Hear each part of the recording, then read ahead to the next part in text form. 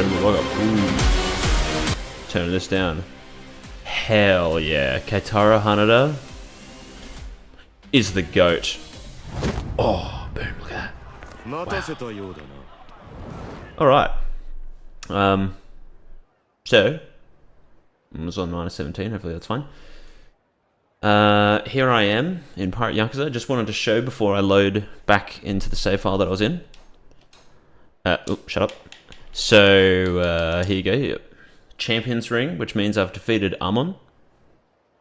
And I have I have 80 crewmates apparently because I got the achievement for it. And I did a bunch of sub stories and stuff. Oh, Goro caught something. Good on you. Anyway, there you go. I've done progress. I've not just neglected the game because people get mad at me for not spending 100,000 hours on shitty side content. Anyway, we were here.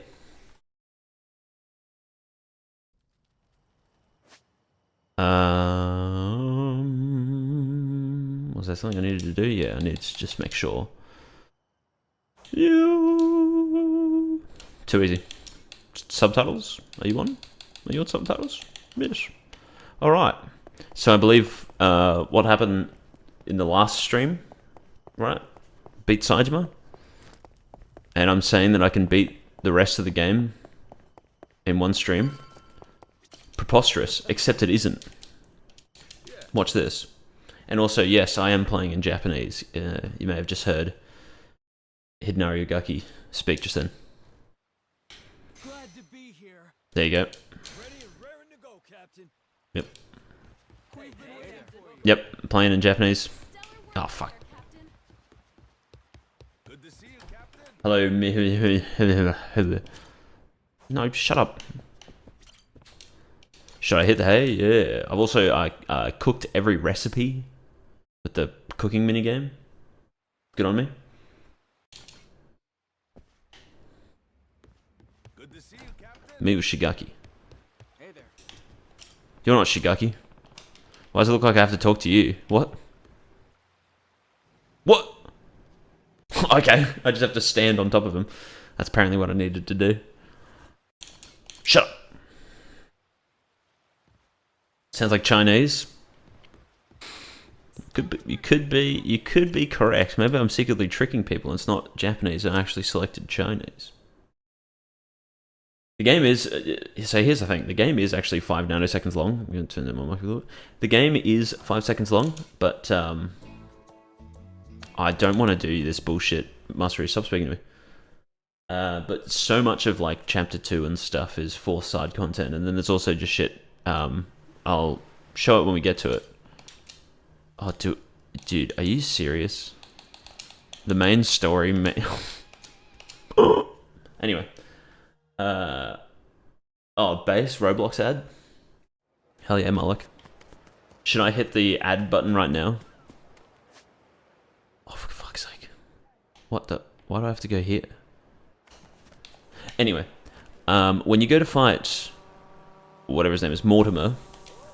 Why am I doing this? When you go to fight Mortimer, it's like, alright, go fight Mortimer. Oh, except you have to go to the Colosseum and do this match. And it looks like you're going to have to level up your Colosseum rank. You don't. You can just go straight there and do it.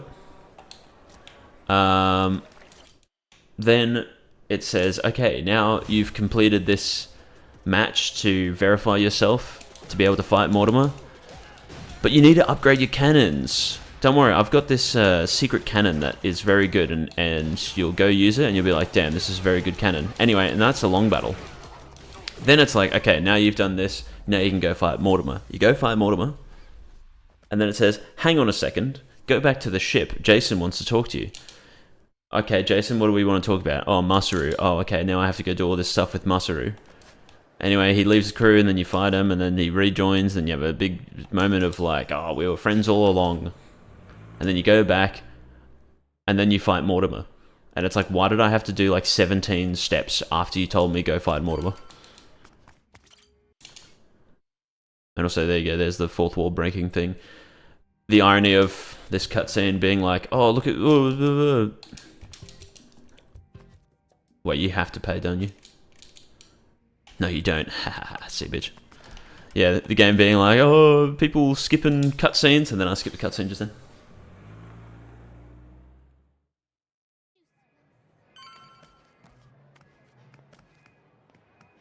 Yeah, it's really stupid how much padding there is. Also, what am I doing?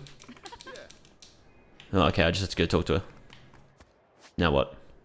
Oh, come on, man. Come on. It's what I mean. It's like... Yeah, it sort of encourages you. Make sure you level up and... Oh, you can go do this mini game that we put a lot of time and effort into because it's all real-life footage and shit. But it's like, I was at Madlantis. And then... Or, not Madlantis, Nelly Island, sorry. I could have gone to Madlantis. I was at Nelly Island. And then it says, alright, go back to Hawaii. Do this shit. Oh, okay, yeah, there we go. Mastery, yep, yeah, yada, yada, yada. Go over here, fight this guy, talk to these people, and then just come back to Madlantis. Why couldn't I have just gone straight here?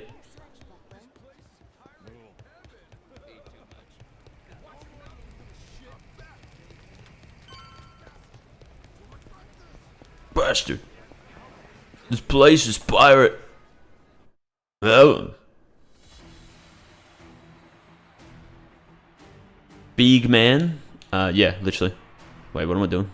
Do I have to do the Mortimer thing, or... Wait. Is this the first time I've done the Pirates Coliseum in this playthrough? Is that what's happening? What's the objective? Tournament of Captains, 1 star. Okay. Yeah, I don't know. It was like...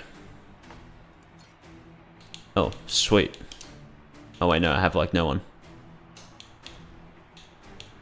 Who's got the worst cannon stats? 265? 235? Nishida. Yeah, my boy. Boom. Boom. And then you. Easy. Yeah, there was stuff where there was like 2 heat bars and then they changed their mind, I guess. It's also an achievement to sink ships with the rocket launcher, so I'm going to do that here.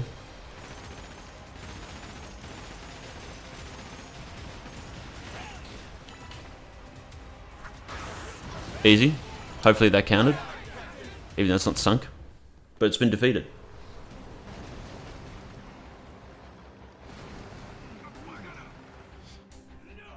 Yeah, well, OVA, I think that's because... they're like, oh, you know what, we'll only give them 1 bar. And then that inadvertently made them make heat actions stronger and shit. I think that's what happened. I mean, they could do what they did in Ishin, where Ishin you had like up to... Yeah, I mean, you had to get a bunch of upgrades. I think you had up to 9 or 10 in Ishin. The original one, of course. And you dealt approximately 1 damage per heat action. So yeah. Don't hit it, damn it. This is Metal Gear Solid. Hello, Mr. Kojima. This is actually Death Stranding 3. Sorry, I take it back.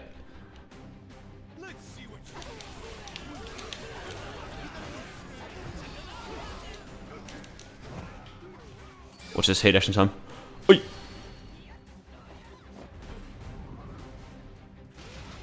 Yeah, from looking at the achievements, the only one that looks like it won't be fun is the crazy delivery one that I haven't done, just because you have to do it multiple times.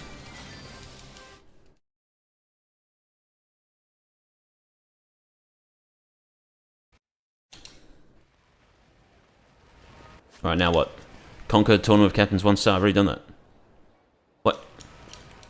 Didn't I just do that? Or is that... Oh my god, don't tell me. Oh my god, it's that one.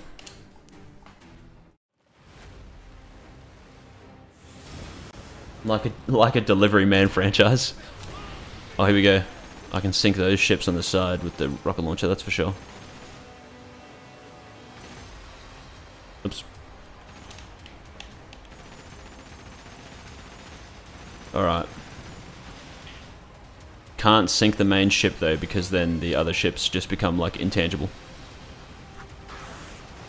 Bam, I'm a goat. Oh, I'm so goated. Watch this as we get him. Oh, I'm so good.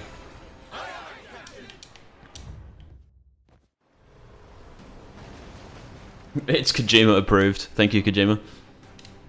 I almost got the platinum in your Death Stranding game. But I gave up because I couldn't be fucked doing the special deliveries where you have to get S rank. But there you go. I did, however, here's a fun fact, guys. I got 100% completion on Metal Gear Solid 5 on PC and the PS4 version. There you go. It was a pain in the ass, but I did it because Metal Gear Solid 5 is a pretty good game.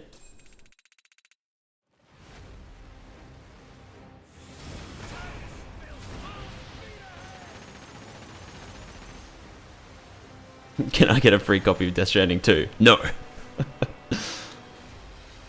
Play my Hideo games. Stop killing him. Ooh. I don't think these count as well. It's like you need a sheep. Oh, it does count. I just got the achievement. Okay, there we go. Never mind. I'm a goat. Yeah, because I needed to sink 5. I guess I suppose I've never sunk a ship with the rocket launcher before because it sucks. It's just so shit.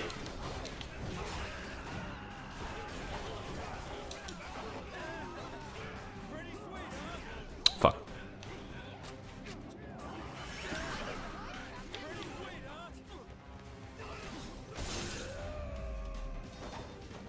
Lousy dance partners. Not everyone is such a Hideo gamer like me. Man.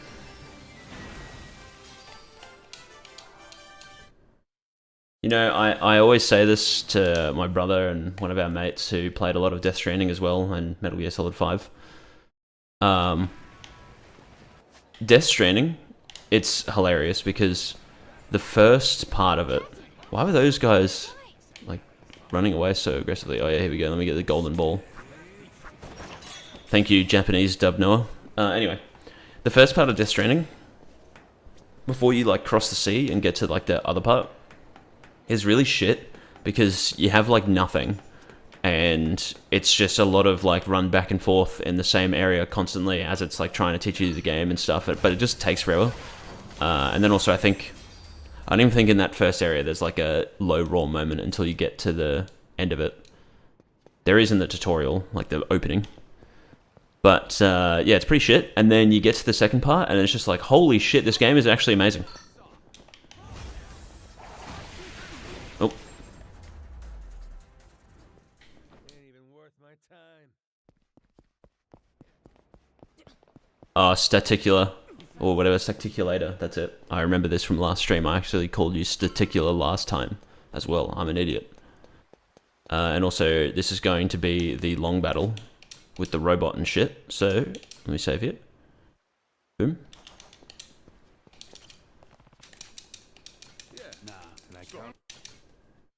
Metal Gear Solid 5 before Africa. Afghanistan's pretty good, but I feel like by the time you get to Africa is when you actually like start getting more shit you can use instead of just using the basic assault rifle with a suppressor that breaks after like 2 bullets. You can thank Mr. Shigashi and Mr. Kodayashi. They vouch for you after all. Sir, I have Captain Majima here for you. Anyway, that's the Japanese dub. Watch this. I'm gaming. What? You can't pick up these couches? Can you pick up anything in this room? I don't know if you can. Master, I'm not doing that shit. There you go, I can just do that.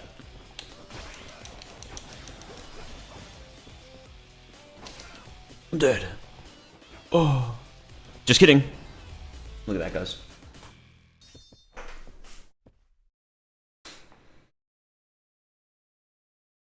Big Man, it's just like, I don't know, it's a game where you can just sort of explore and stuff. That's the big thing, is exploring the world and delivering things, and whatever is interrupted by sections where you got to avoid the BTs, which is kind of like a cell section or whatever, and then if you get caught, it's an action scene. Then there's also the mule camps scattered around that has some action stuff, you can fight them. But I think the big thing with Death Stranding is just exploring the world, and then also when you're progressing through the story, when you get to like new areas, like I was saying before, Low Raw, it's a real band, and their music is in the game. And those moments just starts playing like a beautiful song in this beautiful area as you're just walking around by yourself, reflecting on life, you know. And I think so many of the songs are just perfectly chosen, and it's goated. It's goated. It's an adventure. It's actually, well, yeah, there you go. Adventure games are a real genre. It's like a true adventure. You're just going places, doing shit.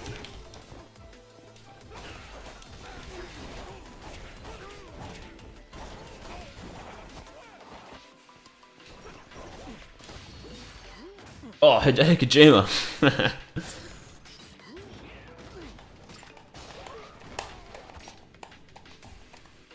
OVA, I agree as well. This is a pretty lit long battle. Shit like this. Let me, there we go. Oh! There you go, one of these sections. Is this the first? No, this is the second time this appears, that's right.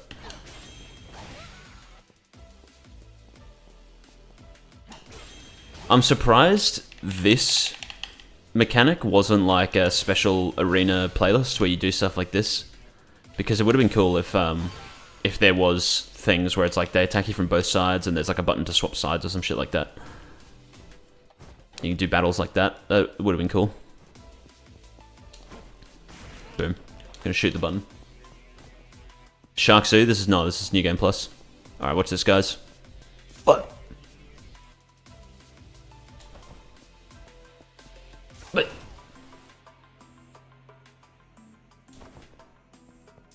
OVA as well. To do the get up attack, you literally just have to press the heavy attack button, but it's just like it's so inconsistent whether it allows you to do it or not. I don't know what's wrong with it. Surprised I wasn't using the arm on fight. Yeah, very true. Pardon me. I mean, considering Mortimer had like a whole gauntlet where you got to fight him on the ship, do a crew battle, and then fight him. Armon could have had something like that. Do the ship battle, and then you fight him, do one of those like plank things, whatever, and then bam. But anyway, this channel is now officially Kojima sponsored, that's great. I will say there's like 3 Hideo Kojimas that normally show up in this chat. I don't know if you're one of the 3 that are usual, or if you're a new 4th one. But there's quite a lot of Hideo Kojimas. Watch this. Base counter. Oh my god, it's so hard to time, guys, I promise. There you go. Oh. Oh, wrong way. Boom! Broke the couch. They are all impersonators. Good to know.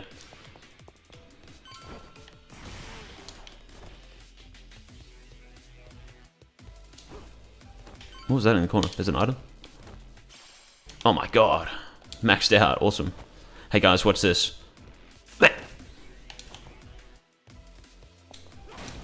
It's funny every time.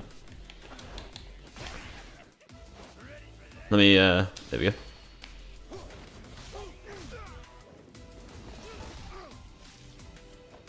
go. Neo. Wait, have I? I swear I have, but only for a little bit. I swear I have played Neo. Neo 2, maybe? Is there a Neo 2? I think I played that. These truly are the guns of the Patriots. Hey, here's a fun fact, guys. Do you know... oh my god. It's Polar Pulse now. Do you know, the summon where you summon, like, Kashiwagi, Dojima, Kazuma, Shimano, and Daigo, right? Because it's Daigo summon. It was originally going to be called Guns of the Patriots. But Sega said, can you not do that? Scott Strickart, Metal Gear Solid fan extraordinaire. And he said, whatever. And then it was called Guns of the Forefathers. No, I only play Minecraft. Neo 2 is the best one? I see. I'm not, yeah, I don't play Souls-like games, you know, that sort of style of action game. Except for Stranger of Paradise, Final Fantasy Origin, which is made by the Neo 2 people.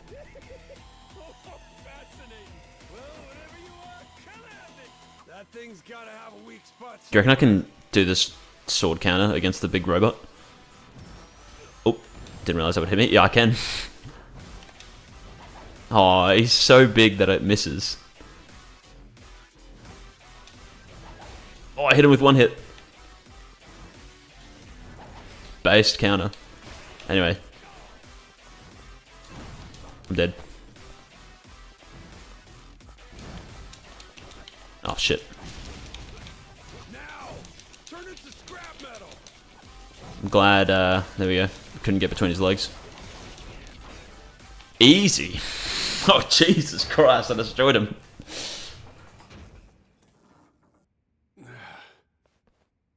Thanks for Sergeant Catnips, yeah.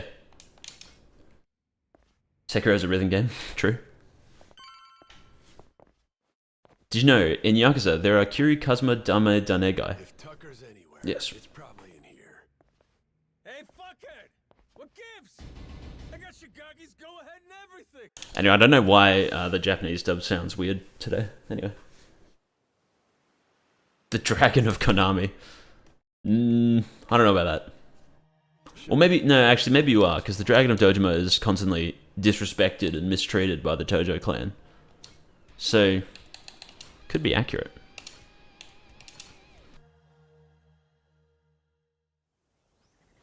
From Mexico? Sheesh. As I always say, I can't understand how anyone outside of Australia can understand me. So, hello. Person from Mexico. See, it rhymes. Which of these suckers is it gonna be? Got the big cock. See?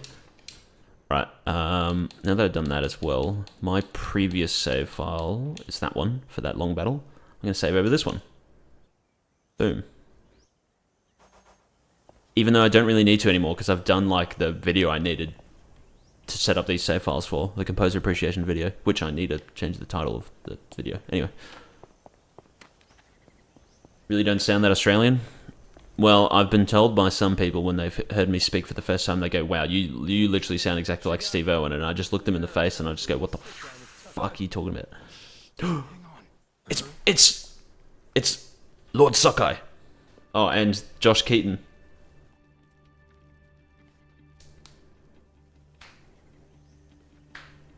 Yeah, I was going to say before as well, with the Rodriguez. Guns of the Patriots thing.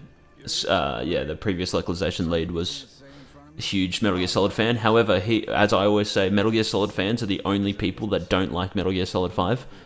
Scott's a massive Metal Gear Solid 5 hater because he's a dumb fuck. Take that, Scott.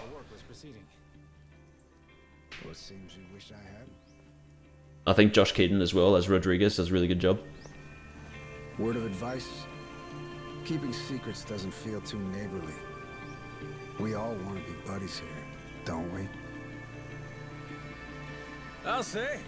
How about we spit and shake, Rodriguez? Yeah. There you go. Noah sounds like an actual kid. Oh wait, Lord Sakai. Sheesh. Have me a brick wall. Yeah, I'm not a fan myself. Something ironic Heretics, is, oh there you go, he's talking right now. been on it. We're still Fucking Shigaki's English dub actor is actually streaming right now on Twitch. I got a notification earlier. Australians are British plus. Mm-hmm. If we could, we'd want to ask the Polycana people about the village of heretics, right? There you go, sounds like a kid. I mean, If we could, yeah. But after... Oh yeah, take that. Oh, and then this is the 2 Rodriguez fights. There you go. That's right there. Wow. Amazing. Save right beneath it. Look at that. Look at these 2 save files. Anyway. Captain.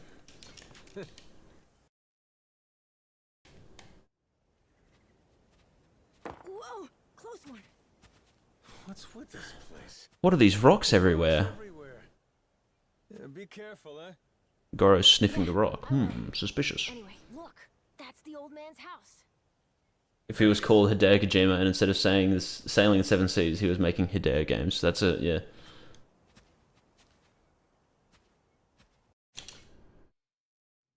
But yeah, I was going to say, like, Metal Gear Solid fans like to act like 5 killed the franchise, even though it was fucking Konami that killed it, not the game.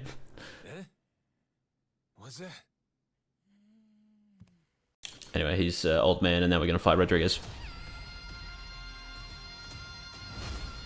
Like, if it wasn't for Konami's bullshit, Kojima probably would still be working there, and Metal Gear Solid 6 already would have been a thing.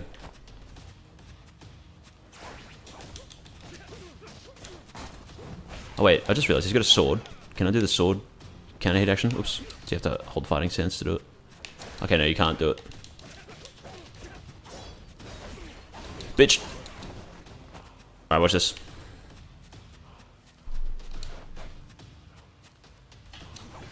Boom. I actually got it. First try. Rare limited editions Australian dub. You guys see that YouTube is doing a feature where it's like, oh, auto dub in a different language, and it's some AI generated shit. I need to make sure I turn that off, because that sounds stupid. I can guarantee you, if it's like, oh yeah, we'll automatically dub your voice in a different language, it's just gonna be completely incomprehensible because the thing is not gonna understand an Australian accent. Oh, here you go. I can't believe people don't like Pelicanian Dance. It's a great song. Metal Gear Survive is Metal Gear 6, yeah. Yeah, dude, fucking Metal Gear Solid fans have more, like, vitriol for 5 than they do Survive. Are you serious? I don't understand it. The only good song in this game? Bro, no way you just said that. Oh, already at the QuickTime event? Guys, can you guess what button the QuickTime event is going to be? My guess is perhaps X. Perhaps it'll be X. Let's just see. Oh, it was X. I should have failed it. Actually, I would have liked to have seen what happens when you fail it. You know what? You know what? Watch this. I know I'm defenseless. Alright, it's gonna take like an hour for me to die. You know what honestly would be quicker? If I just do this. I'm gonna fail that QuickTime event. There you go, because that took like 10 seconds to get to that part.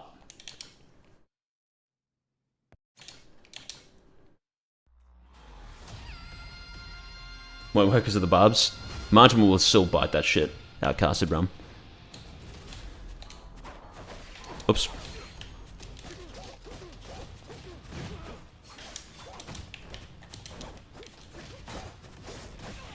Oh, I forgot this. This is, yeah, just that. Is it the only ones they've played? I mean, it's the only proper Metal Gear Solid game I've played. Well, I've played a bunch of other ones, but only ones I've like properly played. Because otherwise, it's just Metal Gear Rising.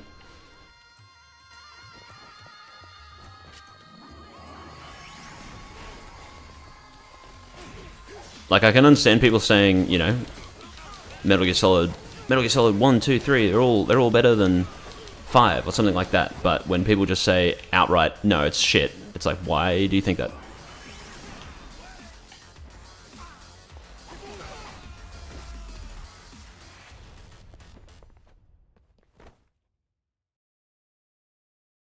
After that, I forgot about Survive. It sounds like a good idea. It sounds like the only way to forget about Survive. 2005's God of War for the PS2, true.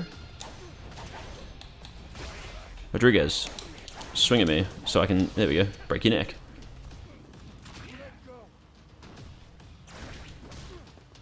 Boom. Alright. Watch the button be X again, by the way. Oh my god, I failed it. Oh, you just get stabbed. I see. It's something I did actually quite enjoy about this game is the amount of like QuickTime events and little intro cutscenes to fights and stuff, even if they don't actually have like a proper dynamic intro kind of thing. Oh, I tried to counter it. Especially,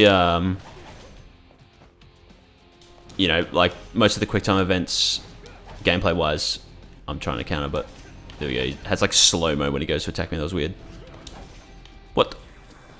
Alright, whatever. In terms of gameplay, it's just like all the QuickTime events don't really deal that much damage, a bit like Infinite Wealth. they're all like, there's like 2 that aren't the X button. All that sort of stuff, but at least there's a lot of them. It makes the fights cooler. Cooler, who is not as cool, or no, who is cooler, I should say, than Frieza.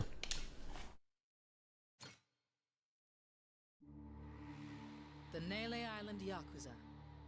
Oh my god, it's Deborah Wilson, alright? Or no, it's Naomi, that's right. I don't know who voices Naomi in this. Hideo Kojima. You see, here's the thing with 6 and Kiwami 2's combat, is I constantly see people say the Dragon Engine combat is bad, and then they just have only played 6 and Kiwami 2.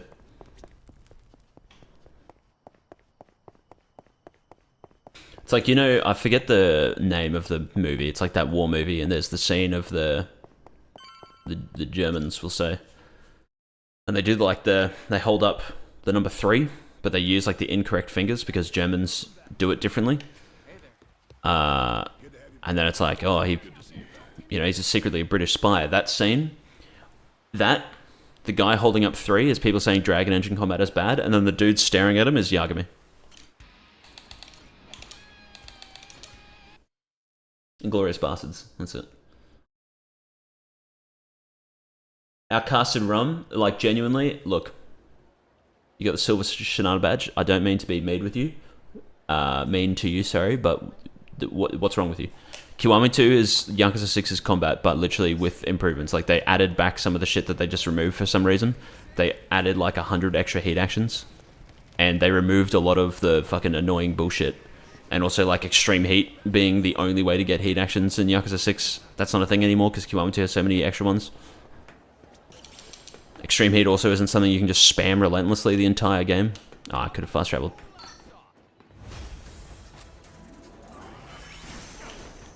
It is just Yakuza 6 but better.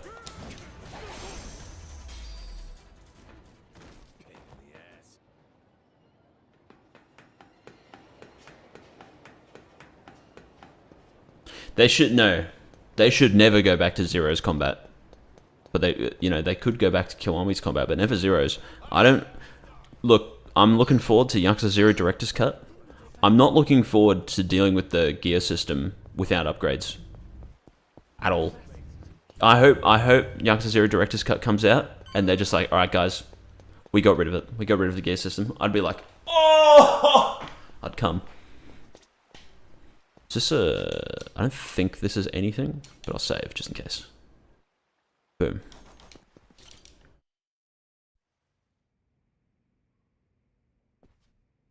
Damn Warzone here. You been partying? Warzone?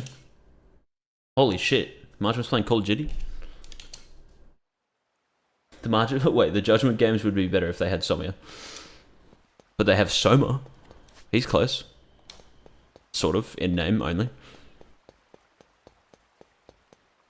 But yeah, like, I always maintain, because people say, like, Rush is the best style in Yakuza 0, and it's like, yeah, well, if you have all the upgrades, you could view it as the best. I mean, it's Brawler. Let's be real, it's Brawler. You drink a sake and suddenly you deal a billion damage. But, I was going to say, Rush without any upgrades or anything, like, evading, just draining, like, all your fucking heat for some reason, and then doing a combo at the speed of a snail, and then you just get punched. Like, doing that first long battle against Kuze, I see so many people just going for Rush. Probably because it, like, it seems like it's stronger, it's faster and whatever, and the game kind of tricks you into thinking that it is more the 1v1 style, fighting style. Holy shit! It's Troy Baker! It's not Troy Baker. Should be Troy Baker. It's him. But anyway. Mortimer. When you do, like, that first Kuze fight, just with Rush style, you're just slapping him with a wet paper towel over and over again. That's all you're doing with Rush style. And it's like, oh, you can eventually stun, and then he breaks out of the stun and punches you in the head. There's like nothing you can do. Compared to no upgrades Brawler, you just spam the backhand finisher for an hour, and then you win every fight. Or Beast style with no upgrades, you just pick up a bike, and then it's irrelevant that you have no upgrades, because you can just destroy everything anyway.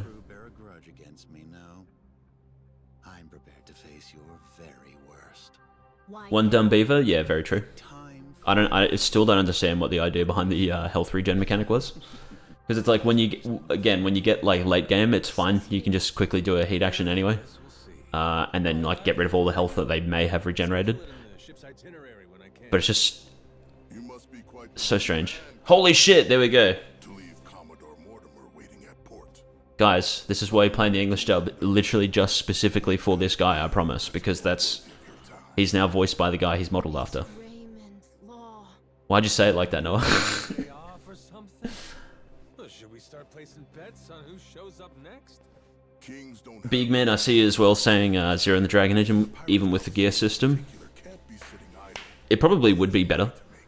But I just still think the way the gear system should have worked is when you're in 1 gauge, that is your like default combo speed and it gets faster, instead of how it actually works where level 3 is your default combo speed and it gets slower as you get lower. Should have been the other way around.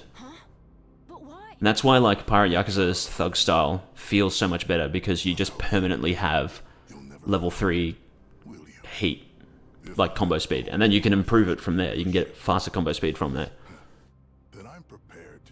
Dio is an infinite wealth. Yes, he is Yamai's actor.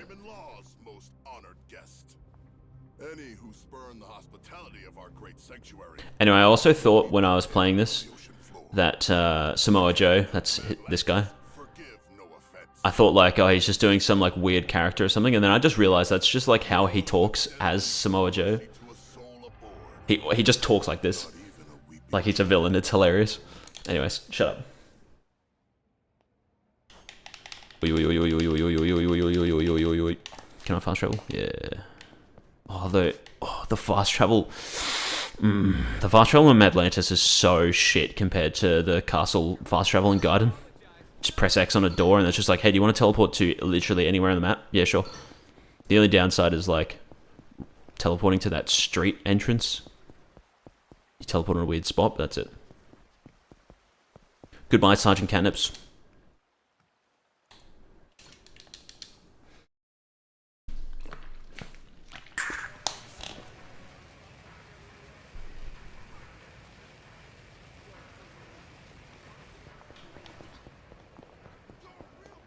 Well, Astral Outlaw, it's funny because in Kiwami 1 you can actually use...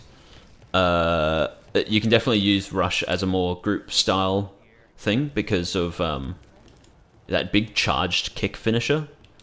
Just has like such a massive range and hits so many enemies and stuff, and then also you can do all the evades and whatever when you press L1. And if you take damage, you don't lose all your combo speed, so you can just stand back up and... Pardon me, get back to comboing.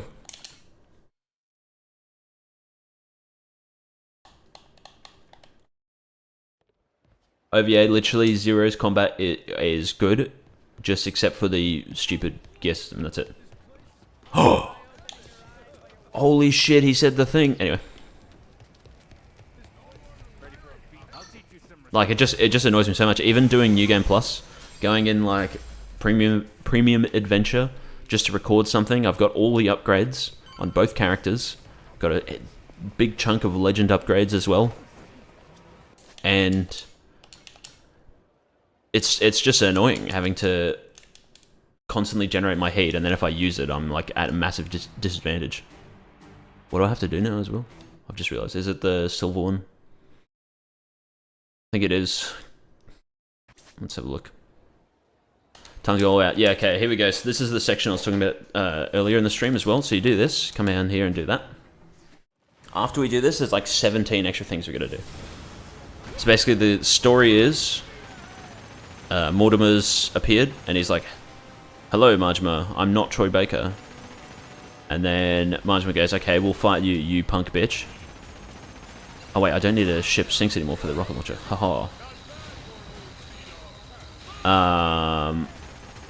Yeah, anyway, so we got to do this to qualify to be able to fight Mortimer. But there's like 70 extra steps between now and fighting Mortimer. I don't know why. And Oberfrog, that's another thing too, I hope with the Yakuza 0 Director's Cut, is they add it so that you can just press down on the D-pad to swap to Legend style with both characters. The fact that you can't is ridiculous.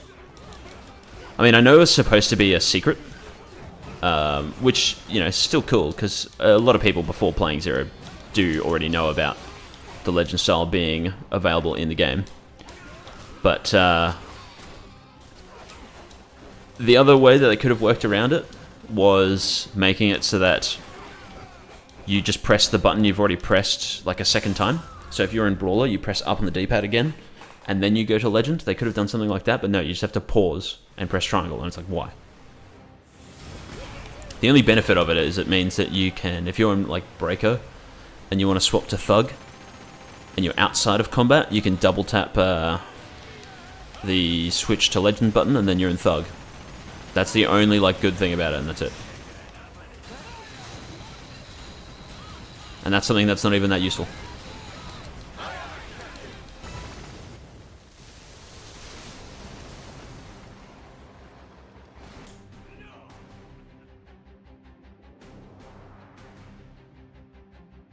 Yeah, the business grind as well. That's just another really weird decision.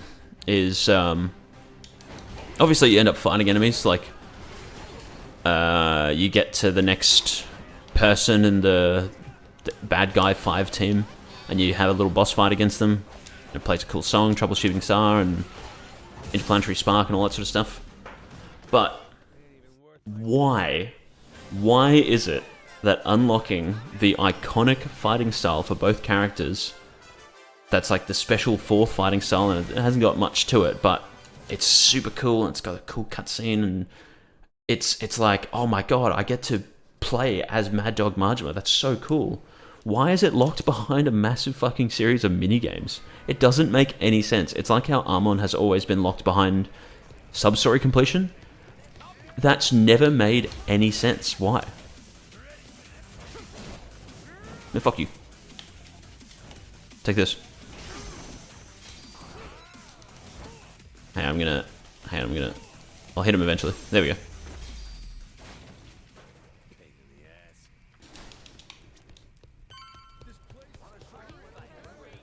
Yeah, well, see, one dumb beaver. The cabaret minigame is fun, but the big problem is that when you get towards like the end, and you haven't got much left to do, it's just you have to do a certain number of things to be able to progress. The cabaret minigame is 3 minutes, and there's no way to speed that up. You can't skip stuff, you can't hold a button to fast forward or anything like that. I believe it was the same in Kiwami 2. Oh, for God's sake, I have to go there. And so it means that when you're just grinding, just completing hostess thing, if you were to do like 4, that's just 12 minutes of your, well, 12 plus minutes of your time, because there's all the time in between as well. It's annoying, because at least with the real estate thing, it's all stuff you can just do in the background of doing something else, but then again, you have to still wait a shitload of minutes and hours eventually.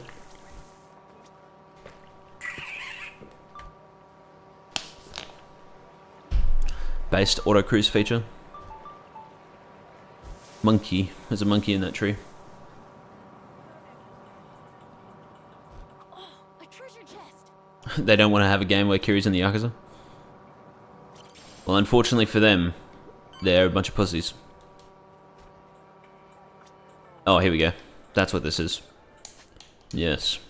Okay, so to describe what I was saying before, oh, here we go. There's my save file for it. We come here to Madlantis, we do that Coliseum thing, and it's like, alright, great work, you can go fight Mortimer. However, you're not... Holy shit, it's English dubbed Kawana? It's Todd Habercorn. Anyway, then it's like, oh, you need to get this cannon because you're not strong enough. Come over here. Oh, secretly it was a trap by Keith and Mortimer's crew to fuck you over. And now we're going to do this whole long battle. And then we're going to go back, and then we're going to do the whole mastery thing. Why'd they do that?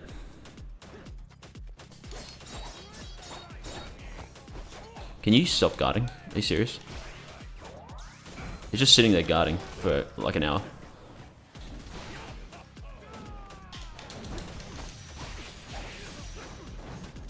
Easy.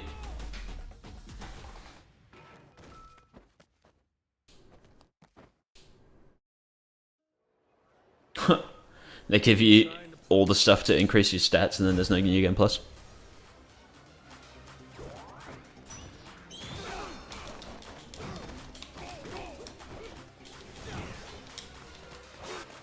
But yeah, that's...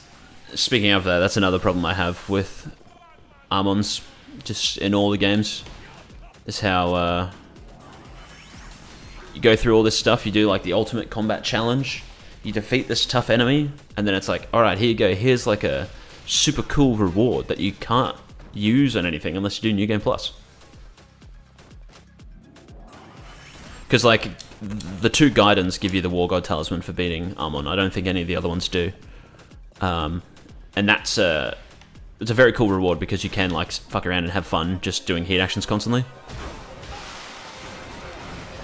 But Yakuza 0, I know, gave you the sunglasses, or maybe it's just only on one character gave you the sunglasses that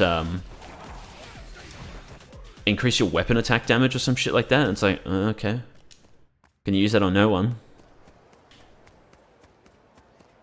I don't even thinking of now, because I've only beaten Armon in Yakuza 0 for both of them.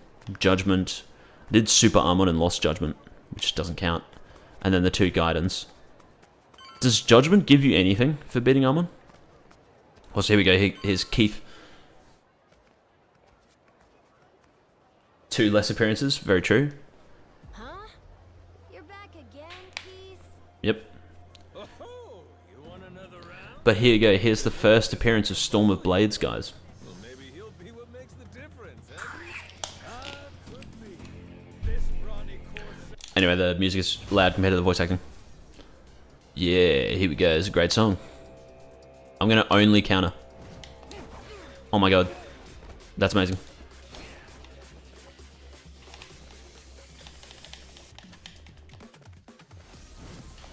Oh!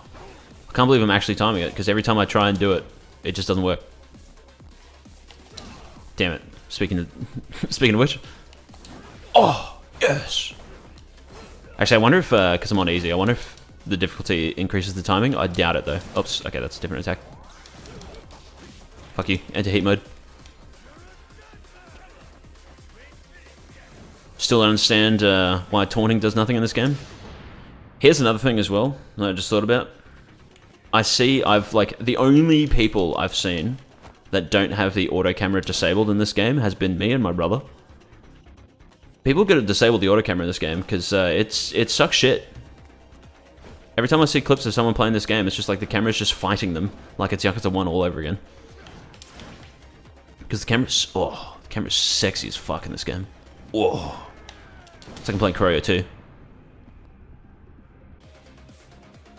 Hell yeah. Oh, I've been hit. Haha, bitch. Oh, shit.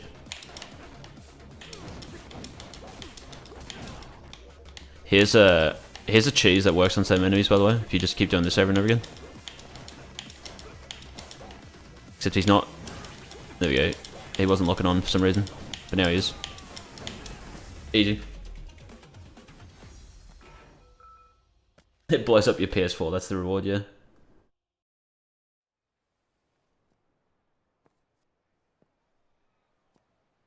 The profound displeasure of the new Tekken 8 season. Jay Chow, I still haven't actually played Tekken 8 since the Season 2 update. Oh, it's an actual cutscene. Still haven't played since then. I know that some of the improvements that they've done as like a, trying to fix the awful patch, pardon me, has slightly improved things, but it still kind of sucks. Here's my personal opinion on Tekken 8 Season 2. They should just delete Jack 8 from the game, and that's also my personal opinion from Tekken 8 Season 1. I hate Jack 8 so much, and I'm so glad that people finally share my hatred of Jack 8 because of his bullshit in Season 2.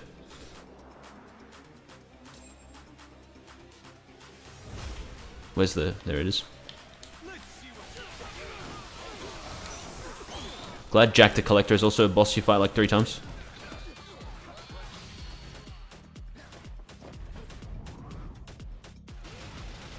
Oh, Astral Outlaw, I suppose, yeah. Cartophilus doesn't have an arm on, but it does have a super boss thing still, which is cool. It's cool that it's something different for once.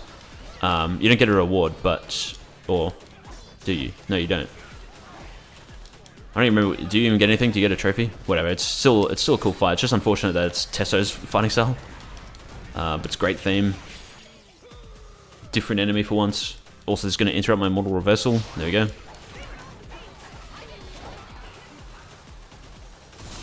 But, yeah, I was going to say, the other bad thing about the Armons is the fact that you can't refight them. Even in these two games, in these two Gaidens, it's tied to the Colosseum, something you can infinitely replay, and then you fight the Armons, and you can't replay the fight. Why? What is the point in that?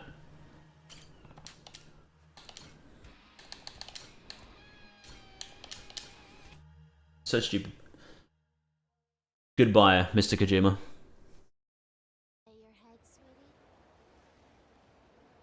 You get an achievement and an orgasm.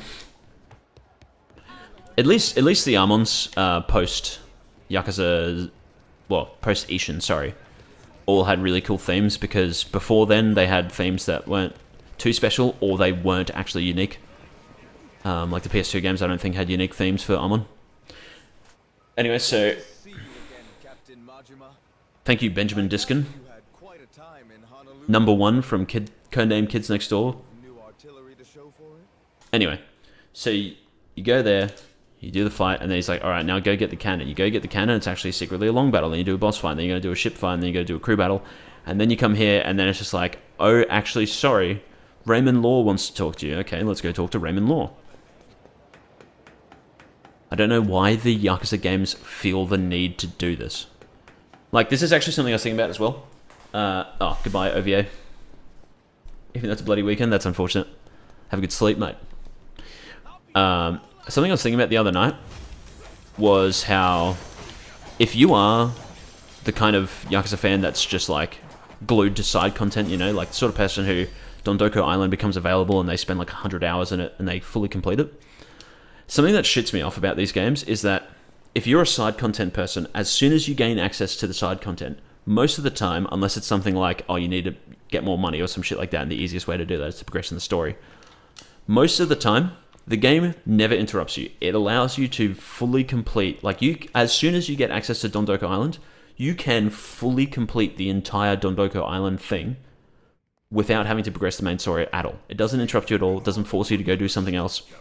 It's not like, hey, if you want to get to a 5-star island, you have to go beat Ebina. Or Trapdoor base. I'm going to let this play for a bit. It never does that. However, if you're like me, and I'm someone who always wants to do main story first, and then do whatever side content afterwards if I want to, I can't. Because the game's like, hey, stop doing the story, you have to go do this minigame now. And it's really stupid. There we go, killed the guys with the guns. Now I can sit here and do this.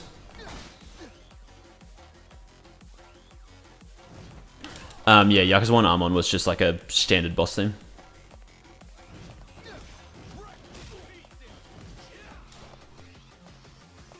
Yeah, I didn't think Lost Judgment Armon was too special. His theme, sorry. Believe it was by Satoshi Okamura, who was new for Lost Judgment.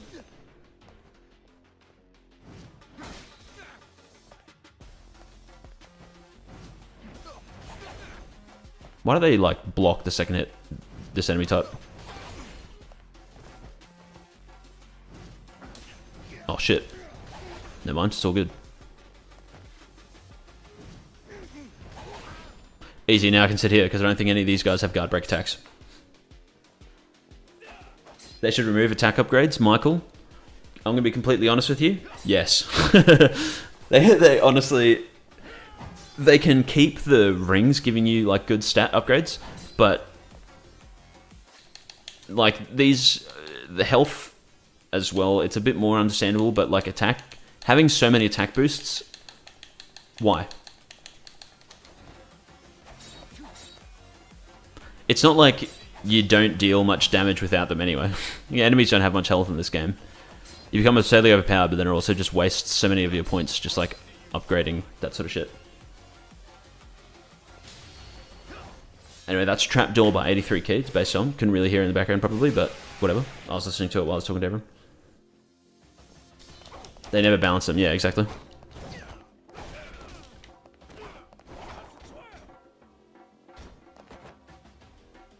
Why do they just... Why do they just guard forever? Fuck you.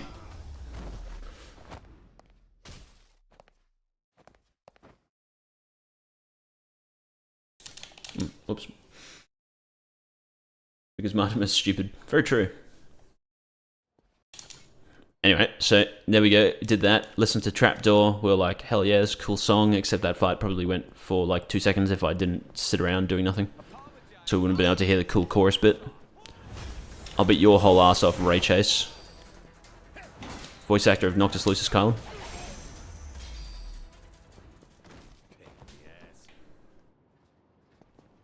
Yeah, Oberfrog, exactly. Because I think as well, like, getting more attack upgrades, theoretically, it'd take forever, but theoretically you could get all of them just by doing what I'm doing right now. Just running into a group of enemies and fighting them. They give you money, and doing certain combat challenges gives you pirate points. But with the rings, it does encourage you to actually go do like other stuff to unlock them. You know, going and finding a shop that sells something, going and doing some sub-story that gives you a special ring. Although, all the fucking sub-stories in this fucking game. Let me show you what ring they give you. They just give you this. All of them just give you this, I swear to God. I don't know why. Anyway, there we go. Spoke to Raymond Law. Let's come over here. Alright, let's do the Mortimer fight. Just kidding. Go talk to Jason. A ring that decreases attack? Yeah, there aren't any as well. Because normally there's like stuff that decreases attack, but it gives you like a shitload of defense, or has some special effect like, I don't know, I mean, they could have done something like decreases attack, and then you can gain heat from doing heat actions. Sorry, not gain heat, gain health from doing heat actions.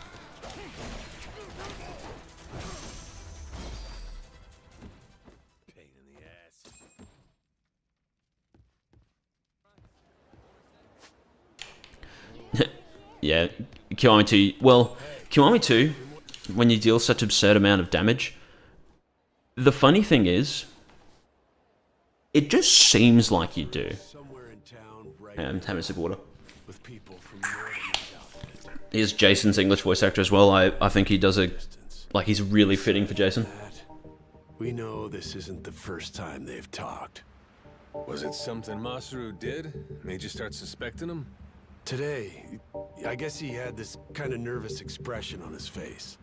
He does sound like an actual American drunk dad kind of guy. Anyway, there you go. Masaru's left. Now I've got to go sort out Masaru. I was going to say, with Kiwami 2, so Yakuza 6, something that I'm sure everyone knows, pardon me, is that every single enemy in the game has 1 health bar.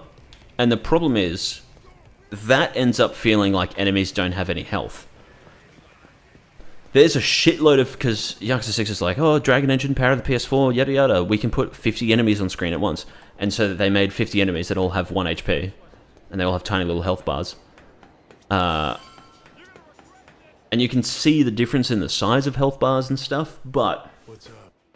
Masaru's still hanging out inside? Someone like Jungi Han on the final time you fight him, let's say he has like 200 HP, versus the time you first fight him, he has like 100.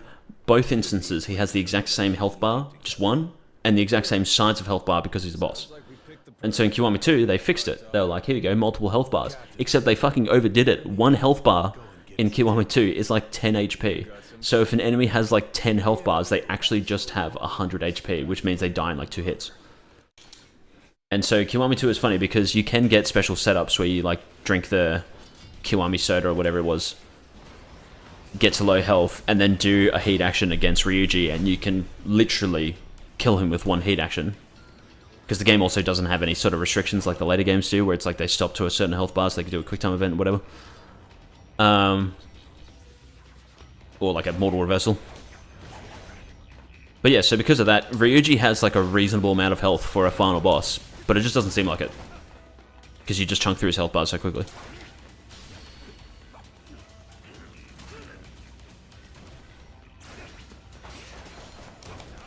Do I have the payback ring? Let's see. We'll verify what it does. I might not have it because it might be a treasure. It is a treasure thing, I guess.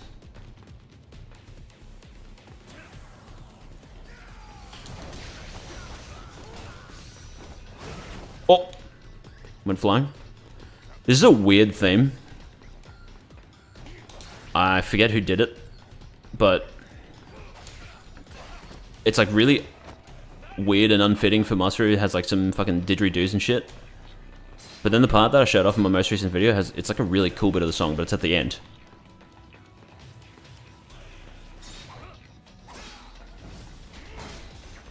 It's this part.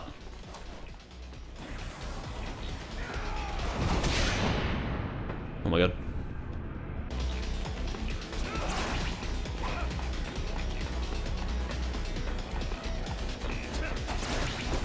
There you go. Anyway. Like a Majima, peak pirates in Hawaii. Hello, Carlos.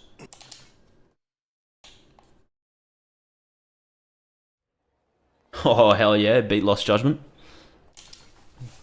Based. Captain, sorry again for all the trouble, I mean. Shut up, Masaru. Anyway, now that I've done that, I can now go fight Mortimer. I hope. I don't remember if there's another step in between. But let's have a look. Alright. Holy shit, it's Ibrahimovic.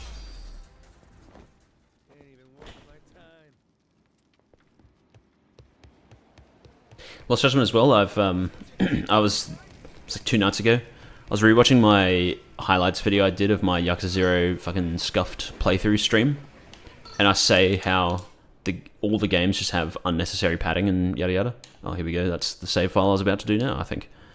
Or maybe it's not. Anyway. All of the games have unnecessary padding and yada yada, and then I said that Lost Judgment doesn't. And, yeah, there you go. I can now finally challenge Mortimer. Lost Judgment is just like, here you go, here's the introduction to the school stories and stuff like that, but at least it is like actually tied to the story instead of it just like unnecessarily making you go do something like Judgment did. But Lost Judgment also has the advantage of Yakuza Like a Dragon's fast travel with the smartphone. And the game doesn't just have shit like, hey, go over here and talk to this NPC, and then go over here and talk to this NPC, and then go back and do the thing you were originally going to do. It's just literally like, hey, go talk to Sawa. Oh, okay, I'm doing a long battle now.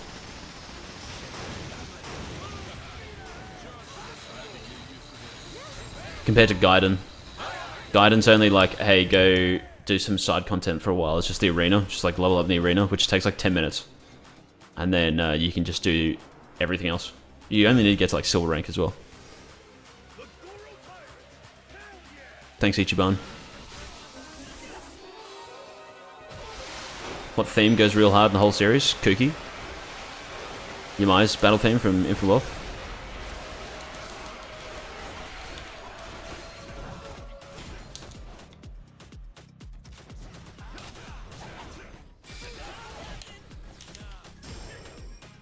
Spent too long on the school stuff. I did the opposite. I spent like no time in it. I've also done like none of it on PC because I did like a decent amount of it on PS5 and then the PC version came out and I've just never touched it on that save file. Anyway, here's Mortimer. So here's what should have been, as soon as he hits the wood with his sword. Boom. Here's what should have been the first appearance of Storm of Blades, but it wasn't. Don't know why.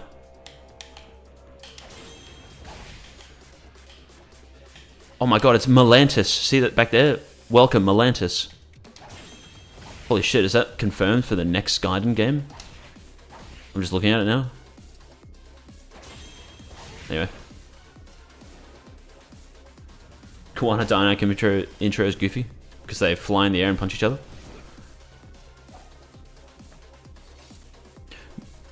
You know, if it was this game and they jump in the air, it makes sense, you can jump. But only Yagami can jump in crane style. I did that completely by accident, by the way. That was pretty goated of me. Oh wait, yeah. Can't actually block those grenades.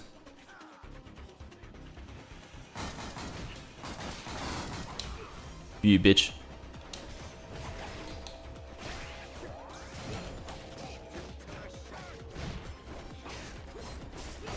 Oh, what? Thought he'd do a mortal reversal. Now he's doing it. Okay, Tara hunted him, my goat. Let me taunt. Oh, he does nothing. Oh yeah, I don't have the Ring of Stone. Fuck me. Okay, I tried to do the get up attack there as well. Once again, doesn't work. Boom. Keith is apparently more love than him, yeah.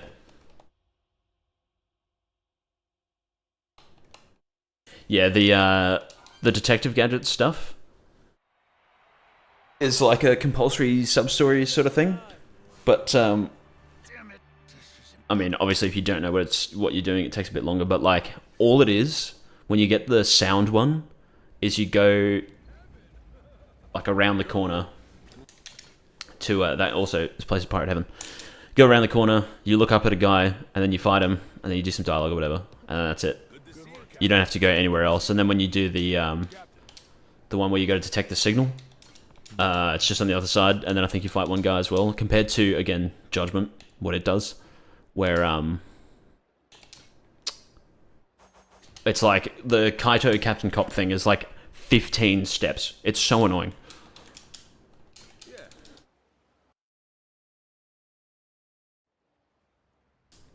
This game is what? Michael? Yeah. You're very right. Holy shit, it's Naomi.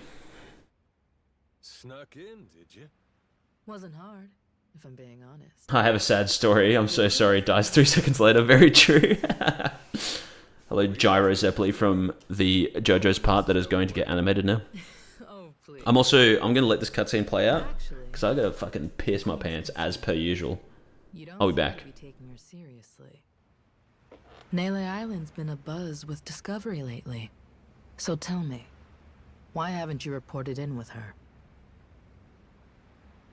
Huh? Naomi? What? Who raised you?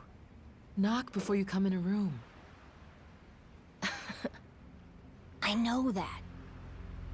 I didn't knock for a good reason. Huh? I could tell somebody tried to sneak on board.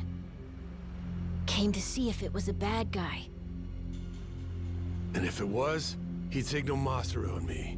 We'd jump to the captain's defense, subdue any intruder. Upstanding conduct. I've outstayed my welcome.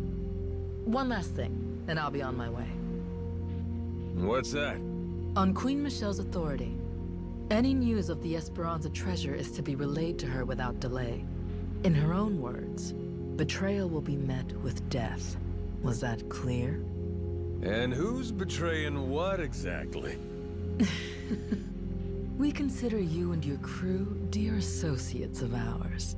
But as they say, great love yields to greater contempt. I'm back. Naomi. That's a hell of a thing Alright, to say let's to see. family.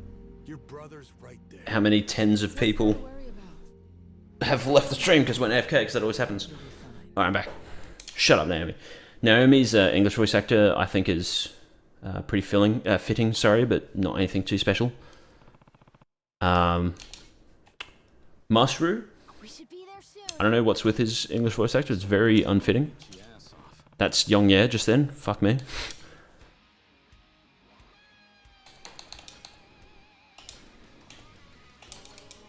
But if you think Naomi is bad, you should hear whatever the other daughter's name is. Her English voice actor is like kind of shit.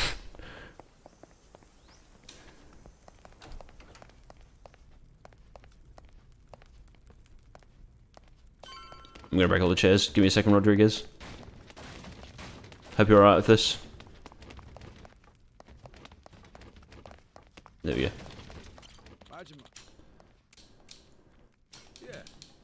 Alright. Oh, you're saying she's bad as in she's a baddie.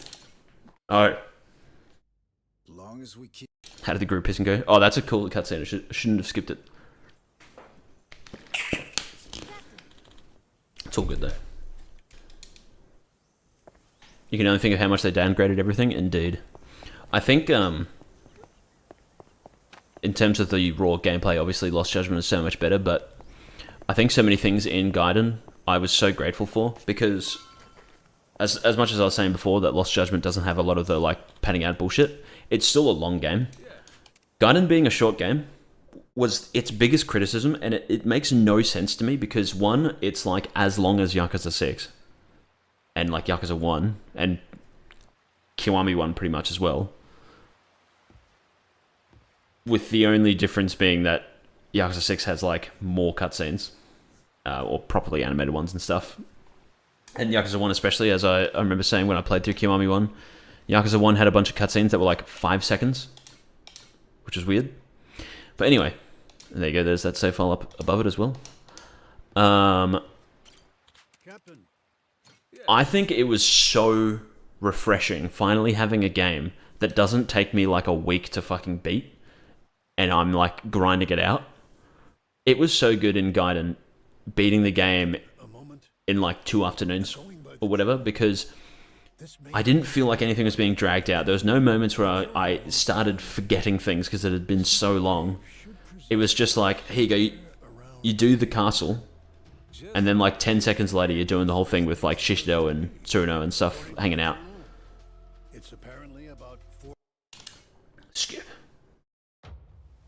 Keitaro Hana's a goat. Captain, what did I tell you? Take a look at that. There!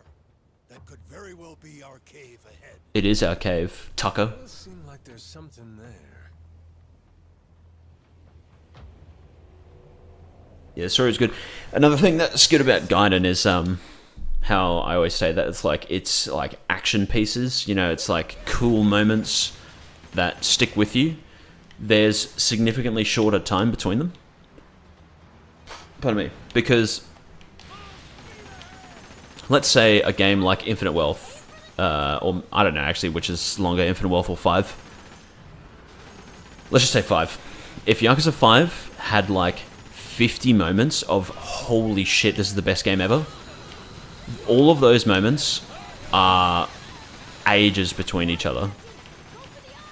Compared to if Gaiden only had like 5 holy shit amazing moments, they're all like right next to each other.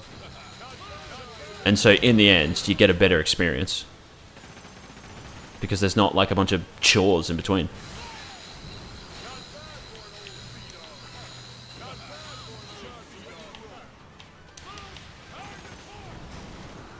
I also think the squid boss fight was pretty cool. It's not anything crazy, but oh, for fuck's sake, can you... Oh my god. There, it's obviously reused from Infinite Wealth, including the theme. This theme is from Infinite Wealth.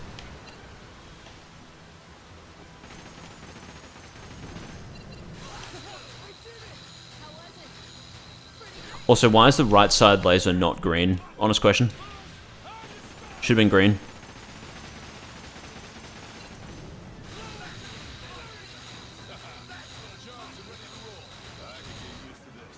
Good to know, Dargo. What's the worst thing RGG have created? Yeah, I don't know.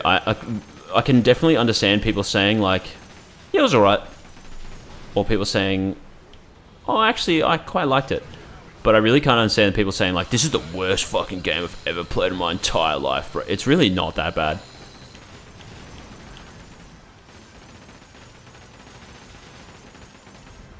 I mean, it's the fucking same shit with Infinite Wealth. The game came out, and just everyone was just like, yeah, this is literally the worst video game I've ever played in my entire life. And I'm like, no, it isn't. It just isn't. It just straight up isn't. There you go, beat him.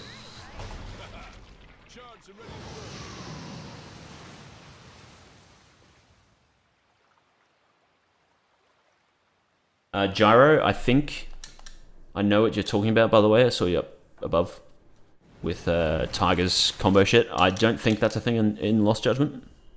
I think I know what you're talking about.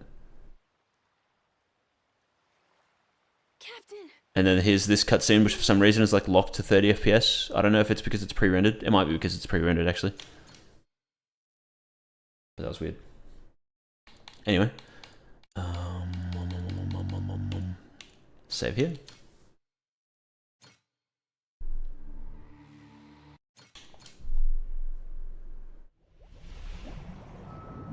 If Gaiden was only the battle at the construction site would still be your favorite. It's pretty good, that fight. It's pretty cool. That whole, like, genuinely, when you click, all right, here we go, we're going to go beat the game now. Also, I've just realized something. How's the stream looking? Is it lagging? I am growing. I am growing. Look at the stream. I can't tell because my stream preview is like 30 FPS. I hope not. Anyway, when you click the like point of no return in Gaiden, I don't think anyone could have possibly expected like every single aspect of that final section to be the fucking coolest thing ever. Because you get in there and smoother than your PC running Judgment. You get in there and ignoring cutscenes, obviously. You do that battle in the construction site, and then you go to the Omi Alliance HQ, and you get to do the fucking cool as shit long battle from Kiryu's perspective, which is just, it's so cool. And then you get outside, and then you do a fight, a fight with the Jimas, as everyone calls them. Kick ass, it plays treachery again, but it's cool. Yeah. And then you're like, alright, here we go, can't get any better. And then the Shishido final battle, which is fucking awesome. You safe, Captain? Don't you worry. Whatever it is, Dad will take care of it. You're right. Anyway, I'm going to skip this because now we're going to fight Shigaki. No, wait, we're going to fight Shigaki after this cutscene. Right? No. Wait. Oh, okay, that's right. That save file is just for the squid. This is where you find Shigaki. Yes. Bro. By the way, that's a lie. It's like, hey, once you do this, you can't turn back. But you can, because the game's based. And when you get up to the final long battle, you can just save beforehand. It's me. Hello, Naomi. Here we go. You go to fight the queen, and then you fight Shigaki. That's right, I remember now. We can do this. Boom. I thought this queen long battle sort of thing was really cool as well, because your crew joining you.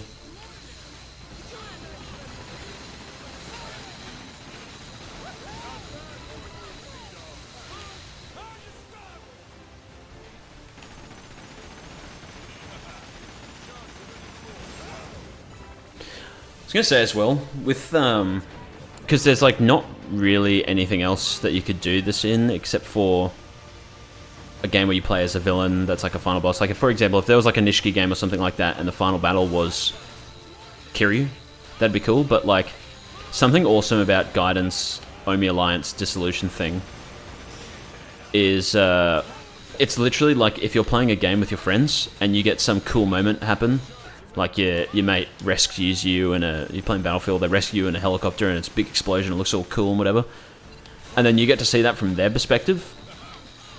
It adds a lot. It's like super cool to finally see it from someone else's perspective, and then being able to do that in a story game is just awesome. And I hope that there's more potential for that sort of stuff in the future, but I don't know if there ever will be.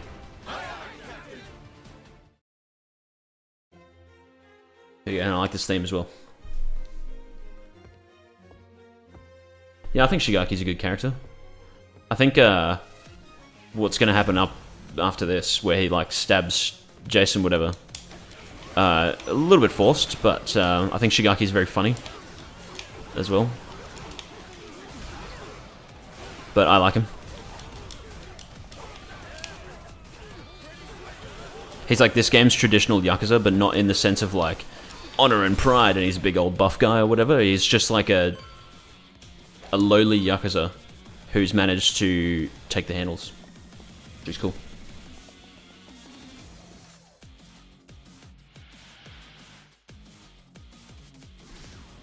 I heard, I remember Gokudoni saying he failed when he did that battle that I just did just then. I didn't fail, I was fine. It took me a while, but I was fine. I had like no upgrades at the time as well. Hello, Hazarded. Cozy, yeah, I was gonna say, what I think they could have done is they could have, I mean, killing her may have been a bit much because we barely know her. Obviously, it's Jason's daughter, and would have been sad to see like Jason and Noah cry. But I think at the very least they could have like hurt her. And the thing I always say is there should have been like a scene where Raymond like smacks her in the face, you know, like Mine slapping Haruka type of shit. Because then you have a bit more reason to hate Samoa Joe, whatever the fuck, Raymond Law. Because otherwise, in the game, Raymond just sort of rocks up and he's like, yes, I'm a villain. And then you go, okay. He doesn't really do many villainy things, except for he kills the other villain. Which is like, okay, cool, are you on my side? What? Beat him up, Sajima. Oh! He's like Shishido, just not as cool or as good of a fight. Anyway, shut up, Deborah Wilson.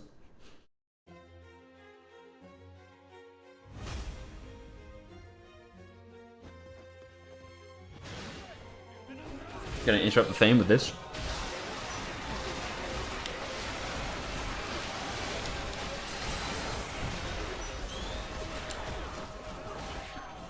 There you go. Guys, the Shark's definitely not the best Dark Instrument, I promise. Jason! Oh, never mind, it's not enough people. Easy. What have I ever done to you? Yeah, literally. Marge was like, I'm gonna beat the shit out of you, Samoa Joe from WWE or whatever. And then he just goes, but why? And Marge was like, oh. No, yeah, I guess you're right, actually. Still here, huh, Naomi? Right then, what's your plan? Like a 5-year-old adding their own OC to a TV show. That'd be pretty funny. Also, this cutscene has made me laugh when I first did it. Because, well, I skipped it there by accident. Naomi dives into the water, and then Jason and Martin are just like, ah, well, what are you going to do? You know, kids, you know?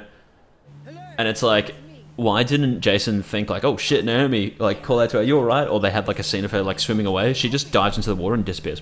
So she just dies. Now, did Deborah Wilson used to voice Ikora in Destiny, or does she voice her now, or is that someone else? I don't know. Anyway.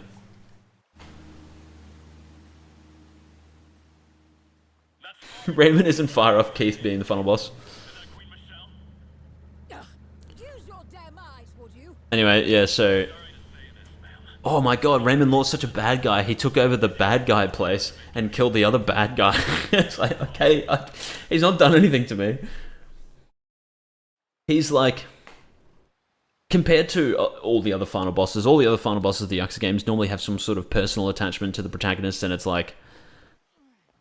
Emotionally, they're the bad guy as well. They did something evil...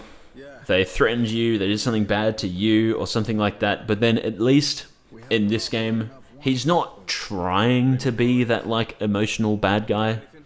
He's just sort of like, hey, I'm a villain. I do crimes. And then Marjorie goes, and you're trying to steal this treasure from us. And he goes, yeah, and I'll beat you up if you try and take it from me. I was like, oh, okay, I'll fight you.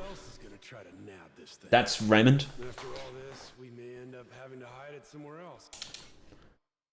She didn't voice Ikora? I see. It's her counterpart then, because there's two Deborah Wilsons, where they both of them voice the exact same characters.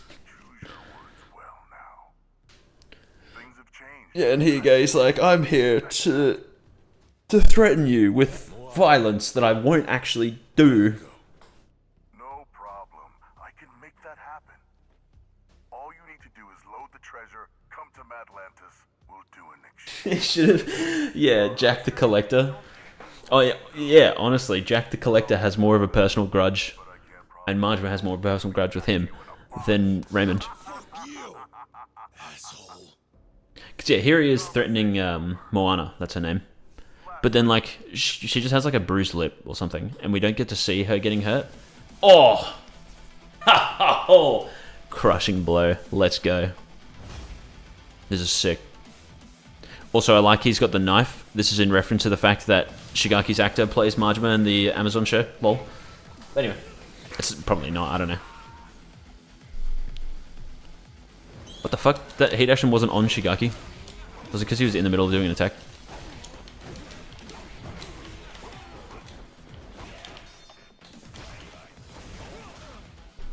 dead. But yeah, Jack the Collector as a final boss would have been pretty funny.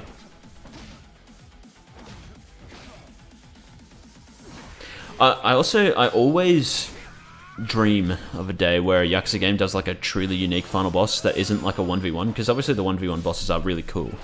And that's an aspect that I feel like a lot of action games don't have. Besides like Dark Souls and stuff like that. Where it's a 1v1, like a proper 1v1.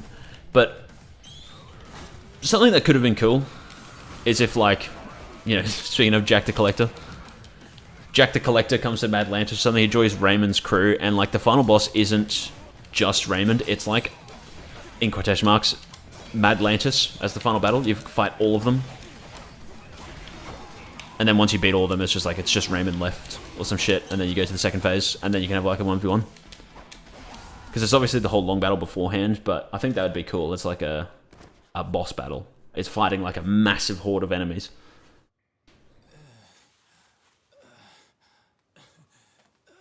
And also fully baked, that's another thing too, as I was kind of thinking like maybe Jason would be the final boss. Anyway, here's the like kind of force thing. Because Jin Tsushima tries to threaten Noah and accidentally stabs Jason.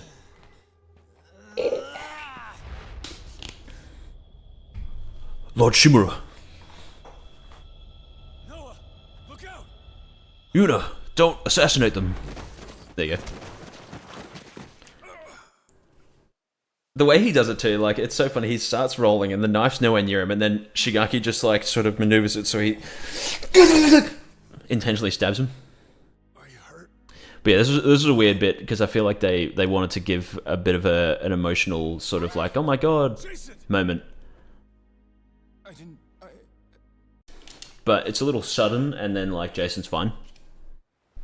You know what they could have done? Instead of making Shigaki do that, and obviously it's a whole thing of like him realizing his mistakes and whatever, instead of doing that, maybe they could have had Raymond Law doing it. Jason runs off on his own to try and save Moana, and they're like, no, you fucking idiot, we haven't come to an agreement yet. He runs up, and then like Raymond just like pulls out a big sword and just stabs him. But no. I kept on begging to leave the island. At least Noah gets the hat. Shut up, Noah. Shenanigans, yes. The final long battle, obviously, but I'm saying, like, if the boss battle itself was a massive horde of enemies and Raymond as the final battle, instead of just fighting Raymond. That you I'm seeing at the fore? You bet. One sentence to review the game. I hear from you. I plan on sinking this barge, treasure and all. One sentence. I always wanted to go out with a bang. It's pretty good, comma. Could have done without the side shit, though. Boom. When she's on the Goromaru safe and sound, As if he couldn't throw his blades or shoot him or even use the hook, yeah. He just sort of stares at him. we all get what we want, and nobody gets hurt. Downright sensible. Sending the girl your way now. Wait. Instead of the Redditor trademark. Yeah, here you go, here's Moana. Does she have like a... I swear she has like a mark on her face, right? Yeah. She got a bit of bruising or something, or like she was bleeding a bit. Which obviously implies that they hurt her. But like when they put her on the ship, they, you know, she just so gently like... There we go. Hello, Moana. And she's a bit shaken up and scared. Moana! But still, I'm so happy. there's like no emotional weight to Moana being kidnapped and Noah, potentially beaten or killed. Anyway. Sometimes maybe good, sometimes maybe shit. Speaking of getting tortured and beat up, they then do it to Majima.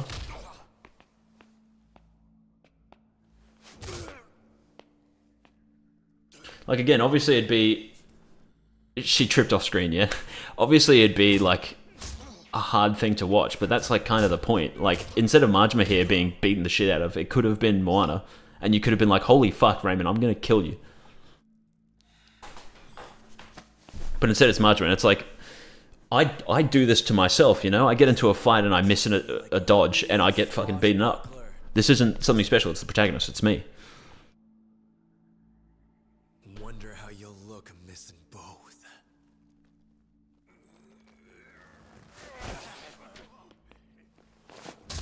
Still got some dog in him. Murase from Judgment. Play dead for me. Oh, little pooch. About time you showed up. Oh yeah, he pulls a Murase from Judgment. Yeah, that's... Dude, I always think about that, how Murase, like, starts coming around to being one of the bros, and then he, like, the fucking Matsugane family just strap a bomb to him. It's like, Matsugane family? I know you're supposed to be, like, the bad guys, but what the fuck? And then as Matsugane says himself, he's like, you turn my boys into terrorists. But it's like, Jesus Christ. Fucking Ignis from Final Fantasy 15's voice actor.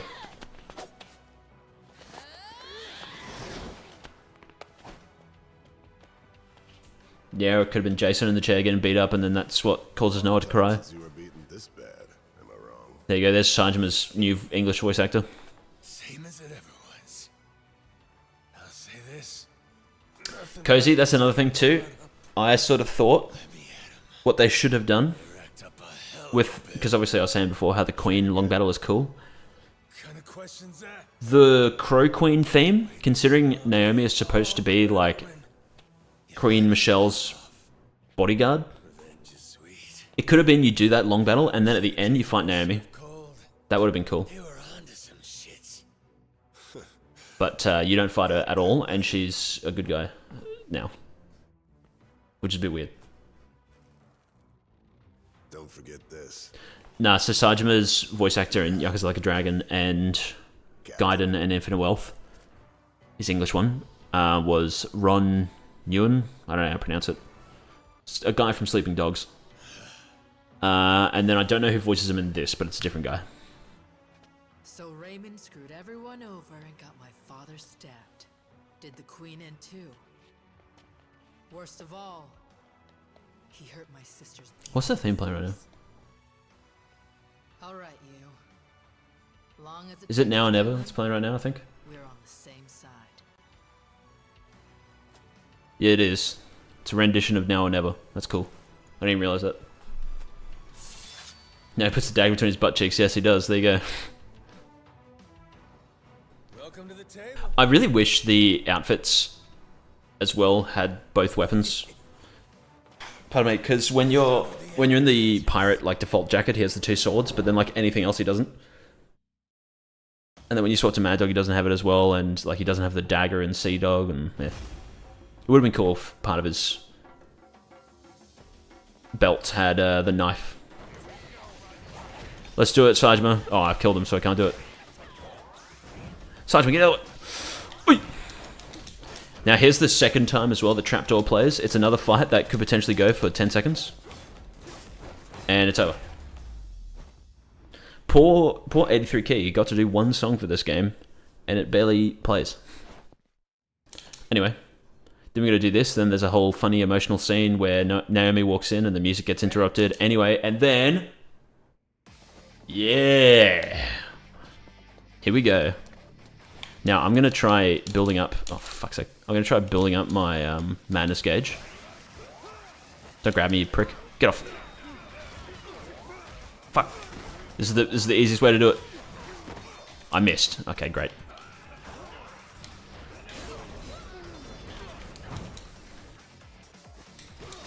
Do it in the next door. Come on, Sajima. Come on, brother. That's weak shit. That's seriously one of the funniest things ever.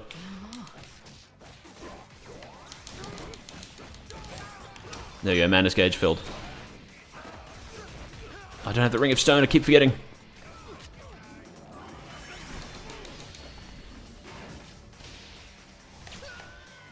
You just stuff your knife into your crotch, yeah. Receive and jerk you.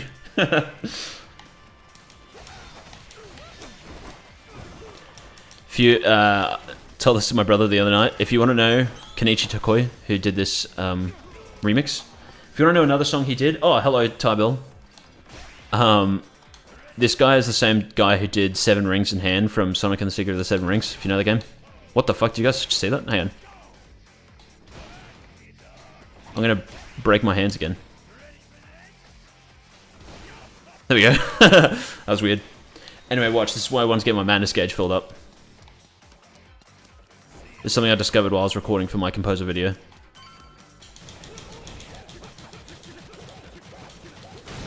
There you go. The door actually has a health, like a health amount, or whatever. And Sajima's attack just does like 7,000 damage, or whatever. But if you use the madness gauge, you can actually break it before he does.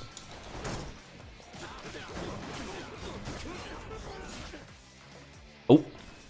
Okay. I'm not going to fail this quick time event, unlike in my recording as well. Watch this, because it's not X, this one. It's triangle. Yeah.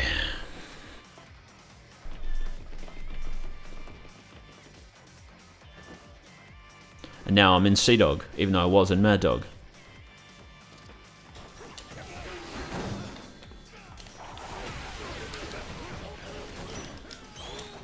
Oi!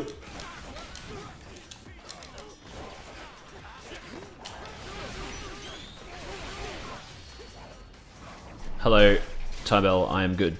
Actually, not really. I woke up at like 3 AM this morning, and I realized, oh fuck, I have a sore throat. So I've had a sore throat for like this whole stream. But besides that, I'm fine.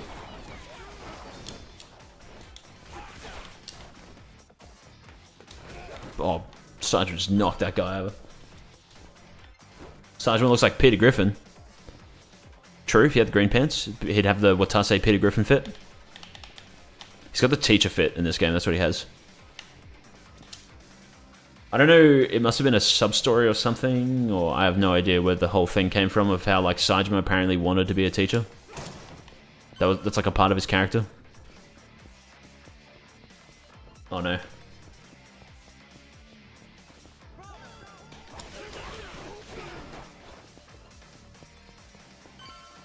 Who got it? Kate Ghoul, Ping, Asuka, Nice, Omni, Dubious, Heck and Heck, I'm Not Junkie, Mr. Fish, Having a Blast, and Anna Peach. Well, there you go. Thanks, Tabel. Alright, now I'm not going to skip this cutscene. Oh ho ho. Something mentioned by Yasuko. Okay, I see. There. What's the play? Go and go. I don't know. But in other words. Pretty much. All right. Our turn. Let's go balls out. There you go. What do you guys think of that?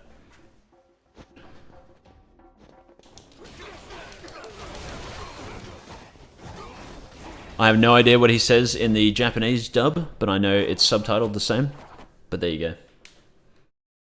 Is this a reference to something? Yes, it's a reference to Yakuza 4 Remastered, where before he fights Kido, he says... Kido... Oh no, he says, balls out, Kido. Because he's basically like, come on, let's get pumped for the fight. And so he says, balls out. Alright, here again. This is why this game is based. So we did that whole section. Fought Shigaki, fought the Crow Queen. Did that long battle. And now, we can save. And we can go level up. And we can go do shit. And the game's not a bitch. However, here's what we're going to do. No, actually, we're going to do it later. Raymond Law's probably I'm going to play a song in the final battle. before you head up there. Say the word. It's not going to be a replacement or anything like that, but I'm sort of thinking. Nothing else. Skip this. By the way, I told you I'd be able to be done. Hell yeah. Sinister Gaze, I fucking love this theme so much. I think it's really good.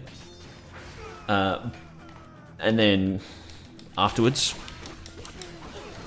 it's not a bad song, but Gold Devourer, by Sari Yoshida, the first phase of Raymond's theme. Not the most impressive theme in the world, but I sort of thought, imagine if his second phase theme was his only theme, probably would have been a little bit better. And that is perhaps what I'm going to be doing. Masaru, I hate you. Why do you have to be the one who always presents me with the heat action?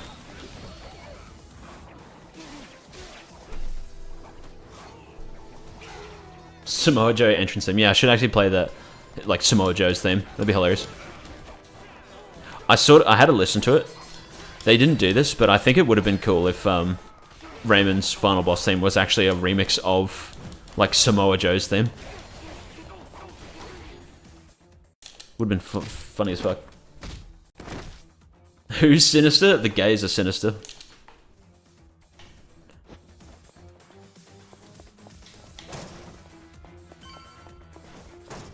Oh, I sniped the shit out of that with the heavy evade strike.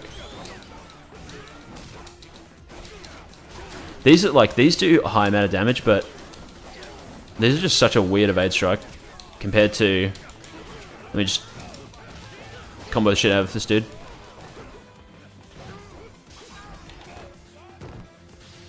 Whatever, Master, I'll do your bullshit. Any specific one I think would go hard? I mean, the one I did for my most recent video with Sajima. There you go.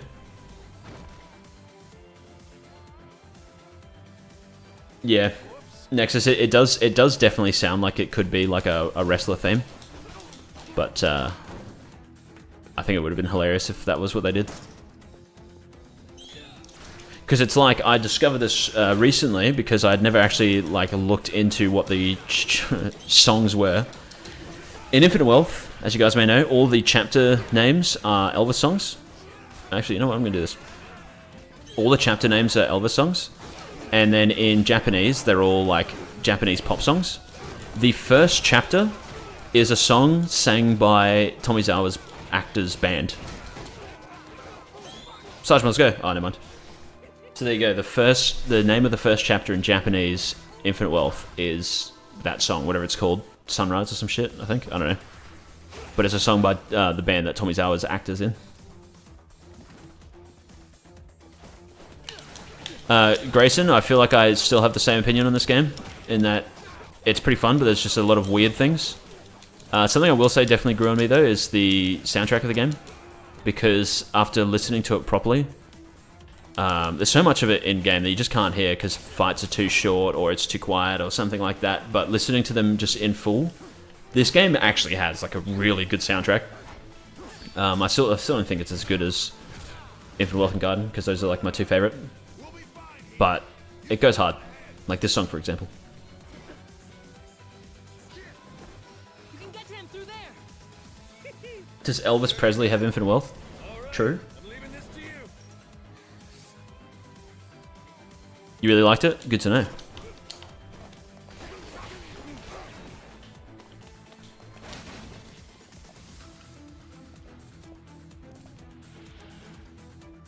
I'm also gonna drink a stamina. Facing the wrong way, Marjorie, you dickhead. Now you know what? I'm grabbing the pole that's over here. Boom.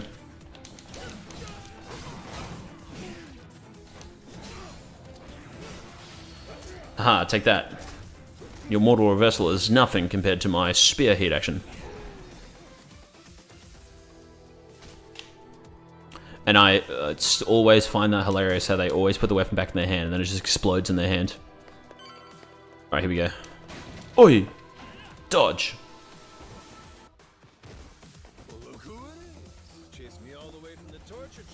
Boss just has a shit ton of health. Oh god.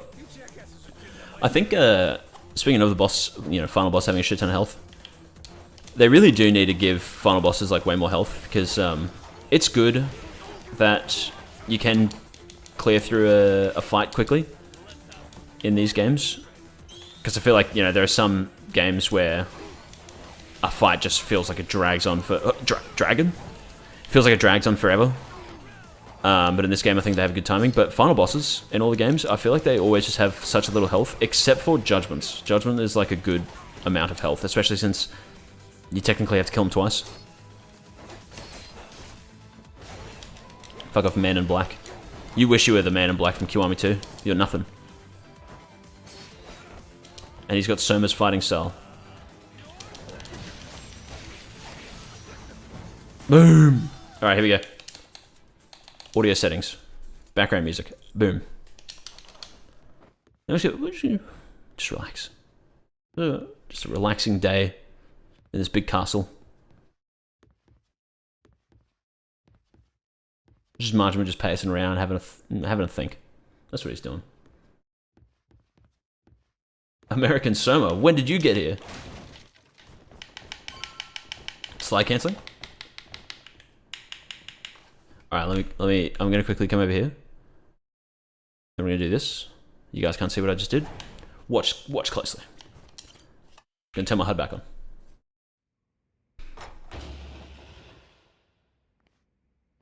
Goro fucking Majima. You don't know when to quit. You don't know when to start, Raymond Law. You're nothing. Son of a bitch. Legendary treasure. Yeah, the second phase of the final long battle theme. Where's your sense of adventure? I've run out of fucking water in my water bottle. Some very powerful people are coming to collect it. Which chapter did I reach? Before they do, The final one? This is the final boss. to take it all in. Unless you mean something else. Although, with the way cash works, Ibuchi? Ibuchi actually needed significantly less health because Majima and the Majima Saga suck to play as. The treasure's ours. He thinks he's Smog, Smaug, or however you say it. I always say Smorg, but I don't think that's correct. death of you. Coming here. Ship combat is boring as well. I saw you say that, Brody Balls. Yeah, definitely, because there's really not much to the ship combat. It's just a lot of the same shit over and over again. Sense, you'd have swum away. Like we had like 2 Earthbloods. Might have shown you some clemency. Oh, Yagami. But no, you insist on throwing your. Anyway, Raymond Law, normally there's a theme that's playing right now, but because this isn't a properly animated cutscene and I've muted the music, there's no music playing. Holy shit, it's Prince Noctis from Yakuza 2. I thought you were from Final Fantasy 15. Favorite final boss in Yakuza? Judgment. Judgment's final boss. It's pretty based. Alright, watch this. Shut up, Samoa Joe. You ready for this? This is my reworked final boss theme thing that I'm gonna do. This is what I'm gonna do.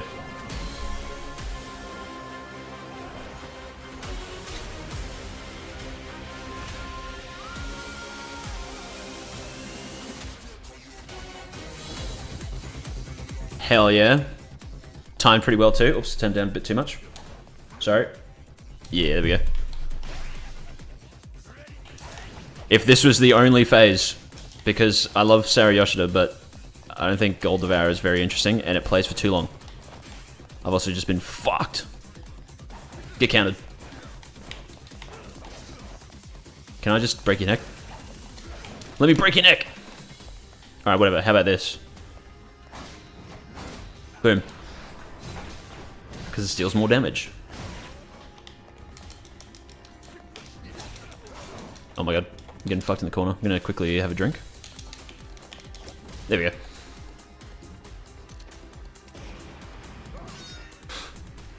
Kurowa or Kawana?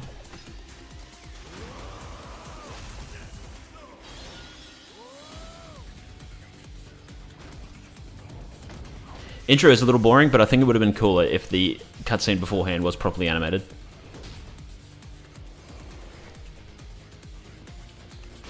Alright, now... Oh, never mind, I'm gonna do this.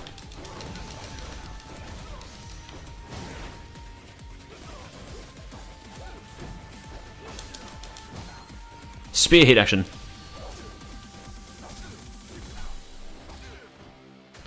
Alright, can we get to the second phase before the cool part of the song kicks in? Yes, we can. This is also X.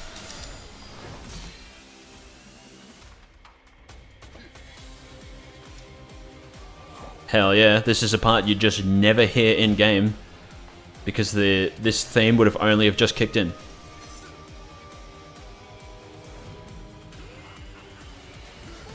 Ooh, timed it with the music.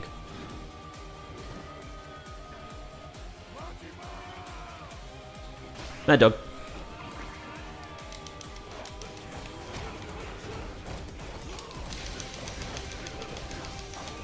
Beating the shit out of him. Bro's gonna die. Get him, my Majima clones.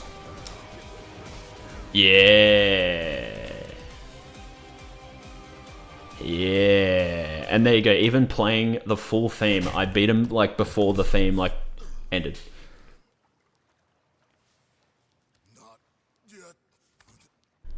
Easy peasy. Down I hope that as well, they, in future games with the QuickTime events, they need to make more QuickTime events more buttons and like more complex and stuff, because a good one I always think about is the classic Majima one as Kiryu, where you got to press like 6 buttons in a row or whatever, and if you don't, you get stabbed. Because in the previous Gaiden as well, all the buttons were X except for, I think, Shishido, which was triangle. And in this, most of them are X except for 2 that I think are a different button, or maybe only 1. But it's also just you do a QuickTime event and you press 1 button, that's it.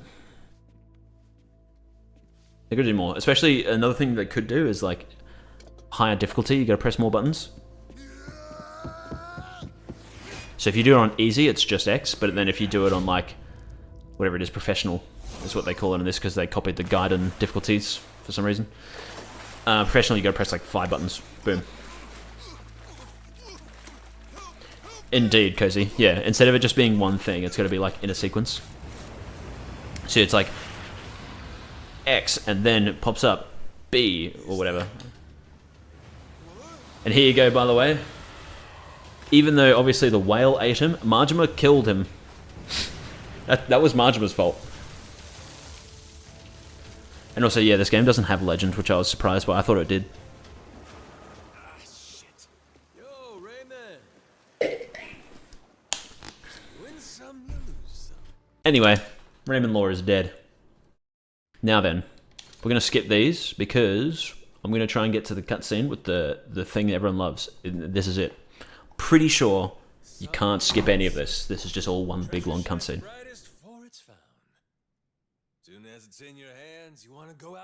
But there you go.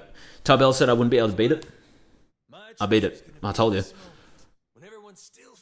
And I was confident that I was going to be able to beat it, because doing the composer appreciation video, I realized, oh god, there's not much to this game. It's just a lot of like cutscenes and side content. You mean you really didn't snag your cut of the treasure? No, I didn't, Mark Witten. The only guy I ever met who gets dumber with age, Minami. What kind of boss takes first dibs? I got a reputation to protect. Cozy, the Ishin difficulty was good, except for the fact that healing, I still don't know. I need to go and test it.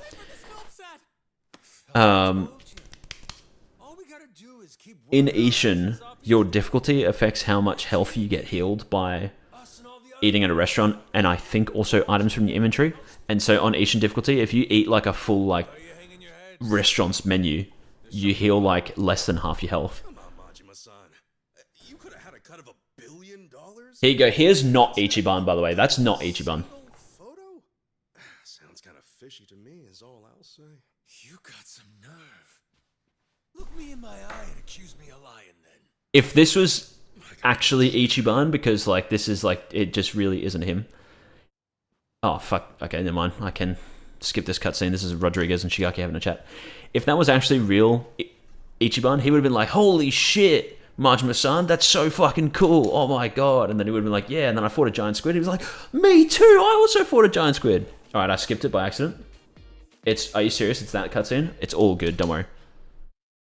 Because I have a better way to show you guys. Oh, here's this cutscene as well. While we're doing this, I'm going to get it prepared. So I can just skip right to the, Went early this morning. whatever you call it. Said it was only proper. The dance sequence, that's what I'm thinking of.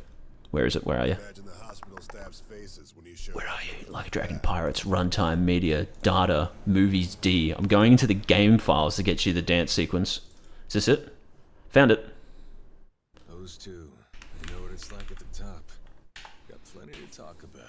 Now, by the way, Never tie me down to that chair. this scene was written by me because I came up with this idea. Yakuza on his shoulders. And then Yokoyama copied me because I'm pretty sure apparently he wrote this scene, but he didn't write the rest of the game. Me, we get to retire healthy even after all these escapades. Life ain't fair, is it? Each day you're rolling the dice. That's the best part, though. Gaiden or Pirate Yakuza? Do you mean like which one I prefer? Because it would probably be Gaiden. Air in your lungs. Fake Ichiban. Yeah, it's like that. I remember watching that cutscene and just being sort of bothered by how Ichiban was presented. because he's so energetic and loving and caring and accepting and yada yada yada, and then here he is just being like, oh yeah, whatever, Majima, and then he comes up and he's like, hey, you know those girls, can you like introduce me to them? And it's like, yeah, there's the whole dating mechanic with Ichiban, but he doesn't do that. He's not a player. Bad life, considering. Just weird. It was just weird. It wasn't Ichiban, it was some other guy. Too long for my taste. Same with when you first meet Saejima. Far enough. It's not Saejima Legs give out. for just a little bit, and then it sort of becomes Saejima. It's like, he rocks up and he meets up with Majima, and then Majima goes, hey, look, I'm trying to help this kid, and I'm going to dedicate my life to fulfilling his dream and whatever. And then Saejima's like, are you a dickhead? Come back and do this thing. And it's like, Saejima, in Yakuza 5, what was that thing you did? Oh, right, you, like, stopped everything that you were doing to help this guy fulfill his dream by helping him hunting in the woods and, like, killing the bear. You did that, Saejima. And that's life. You did what Majima is doing. So don't be a hypocrite, you prick. Shimano's mad dog. Ichiban from the original ad, yeah. The old hound. Meth Chiban. Play off, alright? Funny how you went to Hawaii all so you could chase a dream then. A dream. You forget that? Dreams. Back, Shigaki brought you to Nelly Island. I'm also glad that I don't know if they finally did it for the Chinese dub. I haven't actually checked. But in the I told him that, huh? in the English dub of this game, the mouth flaps match. Then you found an old legend about a treasure that could grant someone ever. I wonder if they'll do that for Yakuza 0 Director's Cut as well. After that, nobody could talk you out of it. Daigo, though, he was laughing. Majima-san's running around like he's 40 again. Yeah, kids. I think it was before the credits, Tarbell, I'm pretty sure. Guys our age are supposed to. Yeah, it was actually. I skipped it because it plays that and then it cuts to the credits where it plays the same song again. They'd better be damn stupid ones. Stupid's what it takes to get us moving. I didn't skip the credits because I'm a beast and I actually look at the names of the people that work on these games. Laugh is that even after you lost all your memories, you still honed in on that treasure all the same. Take the dream from the man, but can't take the man from the dream. I hope they don't fix that bug. You never could give up. Pardon me, because the Yakuza 0 climax battles, like the final ones, Well, are pretty still just a dream. fucking hard. Stupid or not. Yeah, too bad about that elixir of eternal life. I don't know if I've said this in the streams as well, but like, because we know that, well, we don't know for sure, but there's a lot of confident evidence. Also, Unofficial Gamer with the 50,000 Indonesian things, I think, right? Like I was saying. Baldur's Gate 3. I didn't recommend Baldur's Gate 3, but I'm glad you had fun with it. But thank you. Is this also... Sounds like a plan. How about we go find another dream? to What chase? is this theme? After all, Is this also Now or Never? I think it is. Yeah. The best is yet to come. Um, Life's as fun as you make it. so yeah, like people are confident that it isn't going to forever be a Switch 2 exclusive. Guarantee. But Still thinking about his next dream too. I think what might happen, maybe, because they don't work with the people that ported Yakuza 0 to PC, time, you know. And stories. although it probably wouldn't. It probably isn't going to be an upgrade Yeah. for any of the versions, thinking on it now, because if it's an upgrade to the PS4 version, it's like such an old game that they have to update and whatever, and the Xbox version is newer because it's a newer port. But the PC version, I am confident in saying it's probably going to be a separate game, which is kind of unfortunate because then it means if you want to just experience the new cutscenes, you can't just do New Game Plus. That is to say, if it does actually get released on other platforms anyway, because it's not like it's Yakuza 0 remastered, it's just Yakuza 0 Plus. Just got some extra shit in it, and that's it. Kazuma Kiryu. They're not fixing anything, or whatever. That's right. I'm starting off about 6 months back, if that's But here you go, that was my idea. As I said, what if Majima's telling the story of the game to Kiryu in the hospital? And that's how the game ends. I came up with that idea. Give me all your money, Yokoyama. Boom. And then I can, because I've got that save file, I'll just save over this one. Bam. I can already play Premium Adventure. Now, here's what I was going to say as well. I thought of this idea yesterday, and it made me want to cry. Imagine if we got a game where we could actually play as Nishiki between Yakuza 0 and Yakuza 1, or maybe it starts at the end of Yakuza 0 and it ends with the end of Yakuza 1 or something like that, where you play as Nishiki. Final boss is Kiryu. And I was going to say, what if, like, before Kiryu and Nishiki fight, Nishiki has, like, a flashback where he's thinking about regretting things and everything where it's gone wrong, and he's, like, talking to his dead sister, you know, not physically or anything like that, but just, like, talking to himself, and he's thinking that he's talking to her, whatever.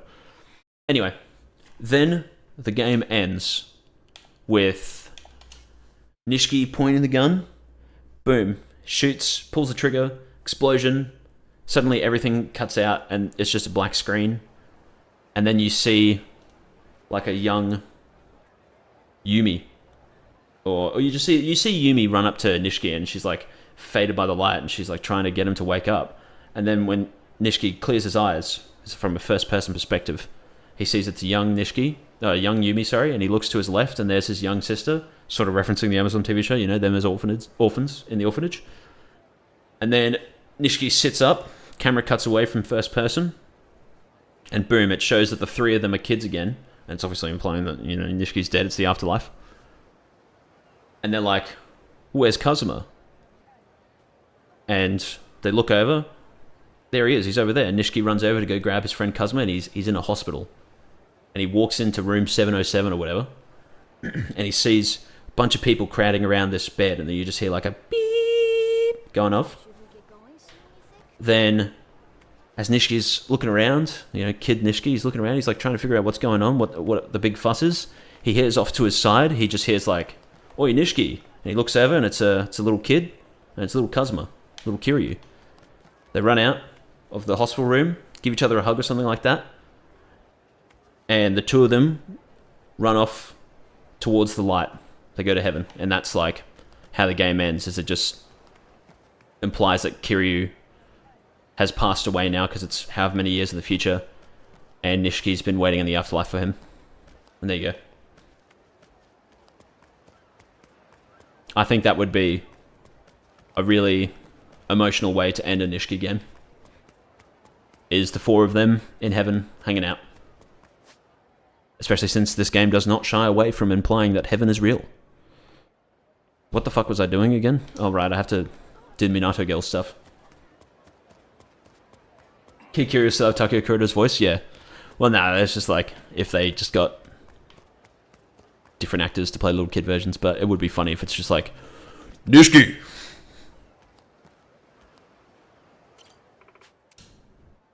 Alright, gonna have to do this shit. Understandable, fully baked. That implies Nishiki is going to heaven. I think, obviously Nishiki's a bad guy, but I think something they could do if they do like a Nishiki game. I've also just realised I forgot to turn the music back on. How can this be? Let me go whip out a playlist. How about this one? Let me go here and we do this. I'm trying to get it now onto my computer. Hey, there we go. Music's back. If they do like a Nishiki game or something, I think it would be a nice thing to show like his immense regret, and he tries to do the right thing, and then they could say he found his way to heaven. The dead forgave him.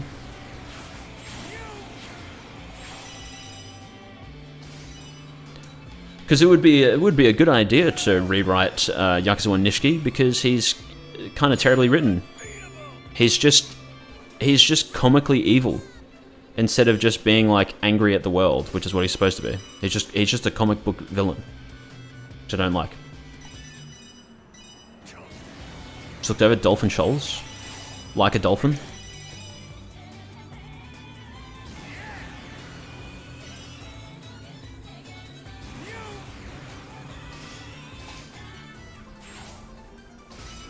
No, I think honestly, if they were to show like people in heaven, it should be the Yakuza 4, the Orphanage 4. There we go. We'll call them that.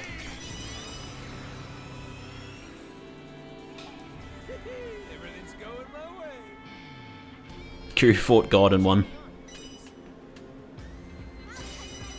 The robot just said, "Turn me on, please." That's weird. I hope I don't have to do a Grand Prix as well. I hope it's just this. Because I don't want to have to do the full thing. This is just for the fucking Minato girls shit.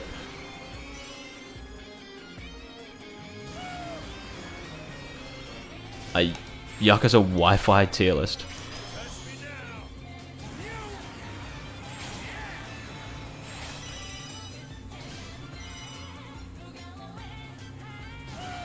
Target drop the angels. There you go, that was not fun. Dragon Kart sucks.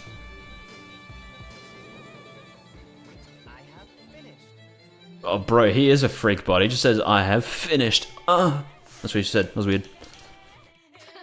Just a little drink, okay? Sure. Just giving the shit. Fuck off.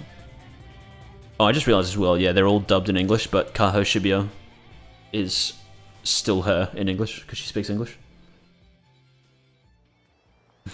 Target drop negates hell itself. Menacing men. I like that these girls as well all just have like infinite wealth job fighting styles. It's pretty funny. Oh, you bitch! Why'd you do that to me?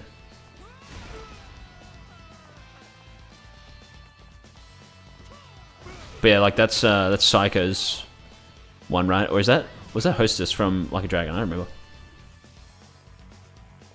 No, it is Hostess from Like a Dragon, yeah, which isn't in Infinite Wealth. So there you go.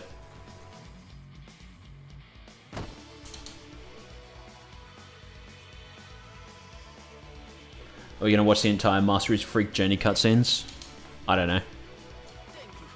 Thank you. Why'd she sound like that in English? Oh, Super Beer. Couldn't have put Aloha Beer in the photo, I guess? Yeah, she does. Yuki has that moveset. Alright, where are the other girls? There's that one.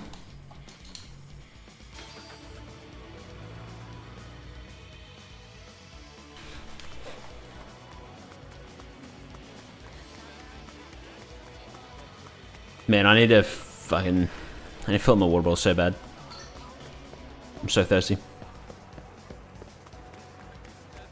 Everyone has to promise not to leave if I go AFK again.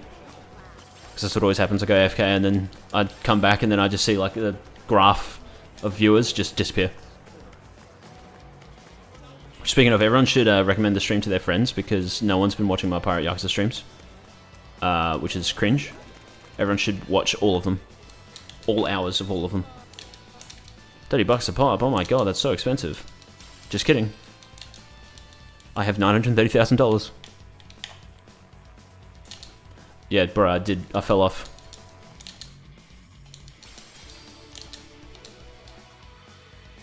Man, also, I'd like to point out that I'm skipping these cutscenes and I'm in the same spot. I'm in the same spot every time. Ugh, I hate Yakuza sub-stories.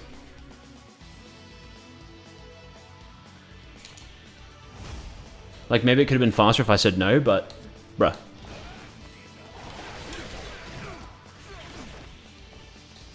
Gonna counter him. Boom. Marjorie gets called a simp here, that's pretty funny. There you go, I did another sub-story this morning as well, and it was so long, there was so much shit. And then it ended with a fight against two dudes that had like 2 HP. And that was it. That was the whole sub-story. It takes so fucking long. There's so many cutscenes. There's so much dialogue, so much shit. And then it was just a small fight against 2 dudes. And then your reward was 2 crewmates, and one's like a bronze one and one's a silver one. So I'm not going to use them.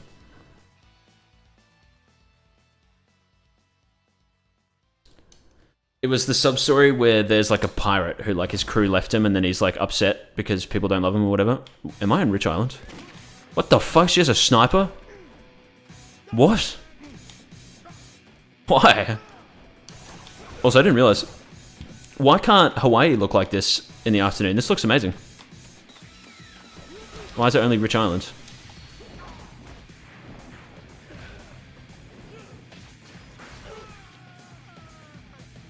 You skip it on New Game Plus, understandable. Here's an Eastern song, by the way. I think this is Keitaro Hanada, actually, isn't it? It is. It's Keitaro Hanada's song. She's literally quickscoping, yeah. There we go, and then it has to... It's always funny. So the way the time of day works in the Yakuza games is it's not like any other game where there's just a map and then the time of day just affects the lighting. The nighttime, afternoon, and morning or daytime maps are all separate maps. So that's why, like, just then I had to load the game like 3 times.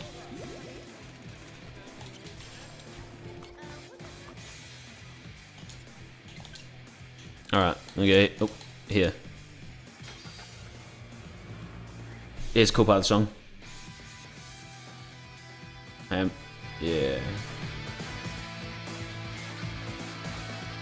Fuck. Holy shit, gotta shoot cams. What the?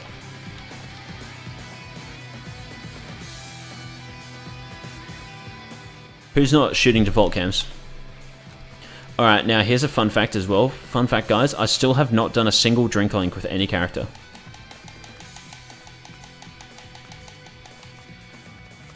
So there you go.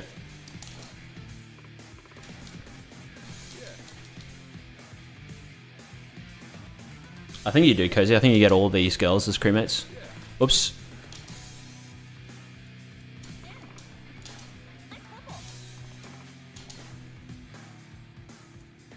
That's the only option. Anyway, I've already seen this, whatever, I don't care. He streams a fighting game and then you can hear the sound effect as like someone actually smashing the shit out of an arcade stick. Now I've got all of them. Talk to Machiko-san at Revolve. Good thing I'm already here. Let me save here. So, here's what we're going to do. Pause that. Audio settings. Oh, yep. Shut up. Is this it? This is going to be it? Nope, not yet. Well, one thing I'll say.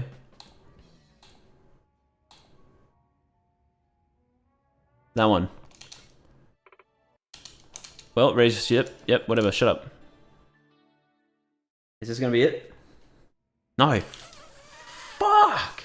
Even getting to the fucking filler, there's filler. Alright, here we go. Here's the song Masaru's Love Journey by Mitsuharu Fukuyama, I believe. Okay, and I was sort of wondering what they would do, but no, they did not dub these cutscenes. Would have been pretty funny if they did.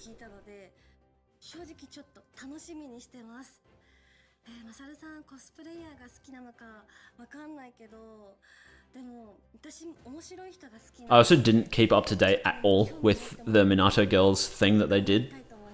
I just know Kaho Shibuya was in it because she speaks English, so I've seen some of her posts about Pirate Yakuza.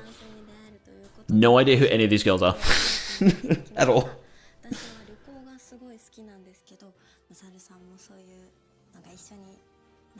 I'm going to turn this up as well. I've got a wireless headset. Wait, hang on a second. I've got a wireless headset, so I'm going to go fill up my water bottle. Because I'm dying, so I'll be back. Oh, there you go, I know her. あんまり出会いがなくて、もうずっとデートとかもしてなかったので、今日すごい楽しみにしてます。すっごく面白い方に出会えるって聞いたので、どんな会話、なんかウィットに富んだ会話とかできるのかなって思っていて、すごく楽しみです。よろしくお願いします。レースクイーンのお仕事って結構出会いありそうだねって言われるんですけど、意外とないんですよね。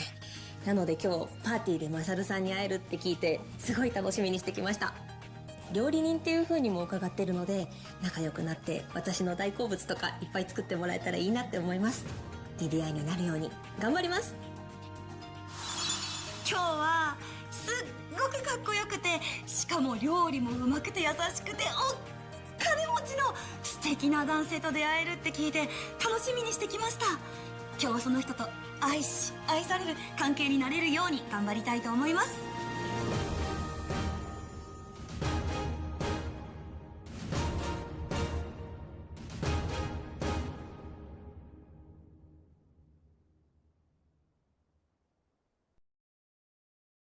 じ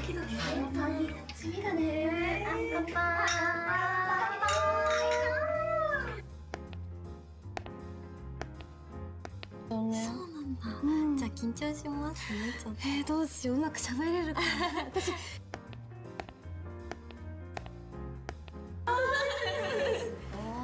張り切り方もすごいから。喋れるかな。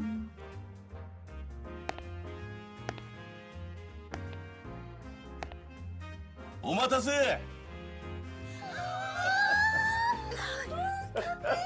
Dude, that would... 今日は僕のために There's no way in fucking hell that anyone would have that reaction to seeing that man dressed like that.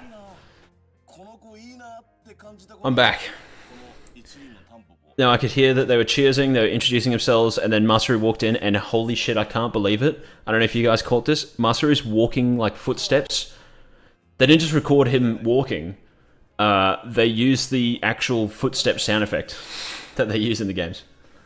You two would. What the fuck? I wouldn't. Look at him. Are you looking at me? Is that who heard you? What?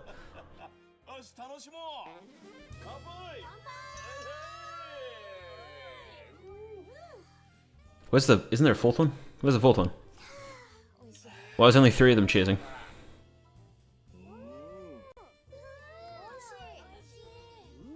If I could kick Masaru permanently out of my fucking crew, I would. He'd crease me out. Bro ate a bat. But it's so funny though, because like, I get it's the joke. Oh no. Oh no, what am I looking at? I get it's the joke, but like, this isn't Masaru anymore, this is Robert Akiyama.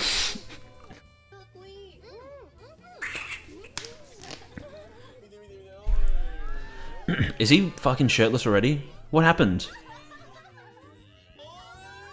What? Co-op? No, I've seen some of this by just looking at the game files. I've never been able to actually hear it though. But as expected, yeah, this I'm... Why is this in the game? Why is this in the fucking game?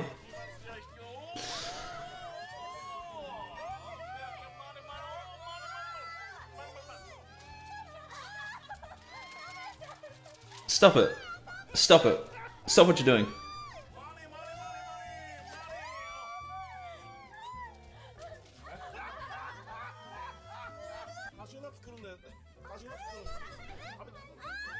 Stop! Master, stop!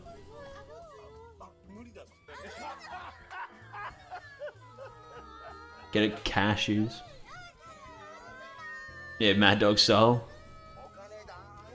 Dude, I feel bad for the girls having to do this.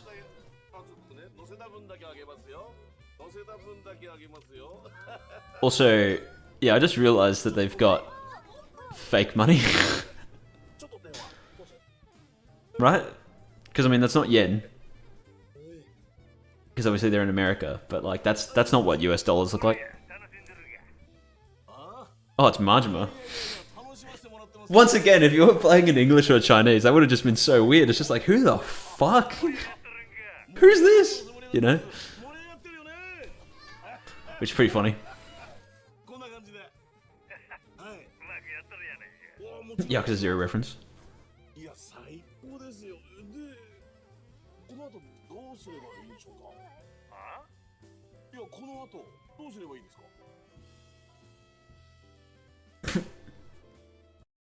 Oh!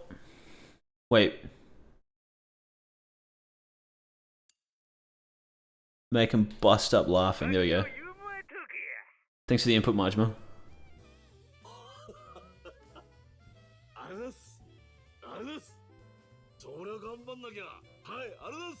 And now it's going to cut to the next pre-rendered video.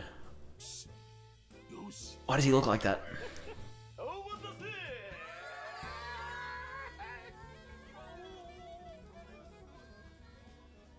Considering Majima just talks over the phone as well, because obviously Majima's not a real person, so they couldn't have put him in these videos.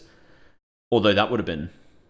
Actually, it would have been funny... There we go, he's dead. It would have been funny if they got one of those cosplayers, like the Goro P guy, to do it, but could have had Matthew Mercer still voice over the phone. But anyway. Girls are some of the best crewmates in the game. Hello, Saki Girl, by the way. I missed when you joined. Guess it didn't go too good, huh? My name's Kason, and I speak English. So he's just dead now. Bro is dead forever. Hello, Goro. What have you got for me? Guys, you see this here? I'm never going to do another fucking karaoke song on a stream ever again. They all get copyright claimed for some reason, but it's only when I fucking do them in Chinese. I swear to God. Anyway. Oh my God, it's her. Dude, that is that's a huge glass of wine. That's like 600 mils right there, I swear to God. Oh, so when I didn't pick to do it one-on-one, I just realized, yeah, you do it one-on-one each time.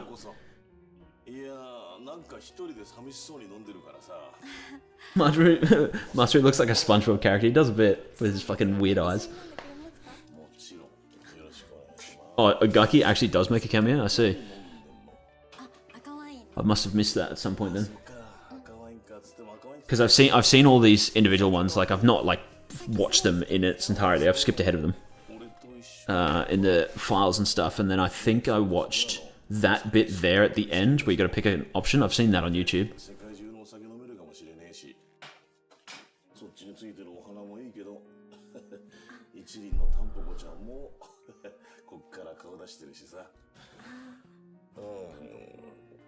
This is just like, so here's the worst part about this.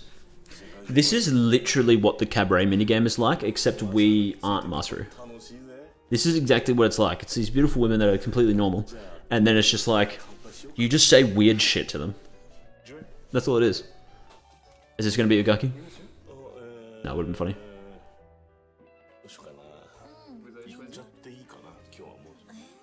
Is he speaking English?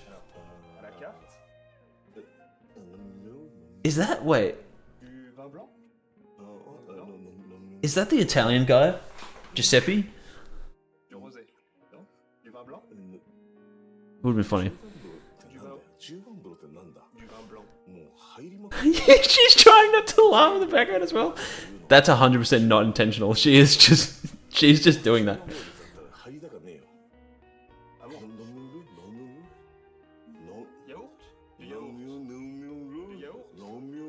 Yeah, because apparently this is like what Robert Akiyama's like style of comedy is. He just does this sort of shit.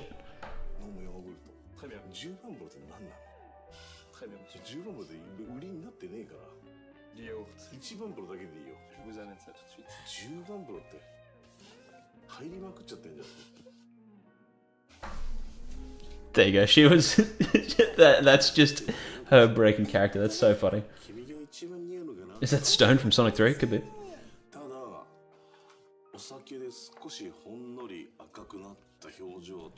Yeah, the Dayton Zero trying to train the girls. Dude, he got the cum chalice! Okay, no, it's not Giuseppe. That's how you pronounce it, actually. It's a dude from RGG Studio who was in those, like, English RGG Japanese streams. I thought it was him for a second, it's not him. Would've been funny, though.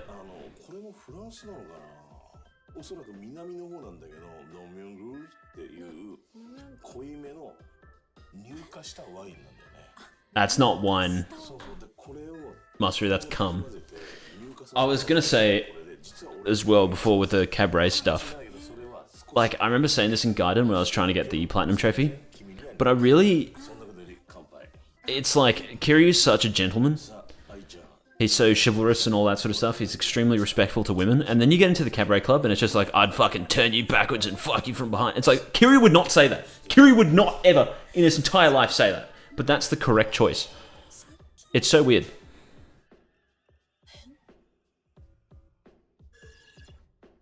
Okay, just add the sound effect. Cool. Now this is the stuff. Oh, tastes like cum.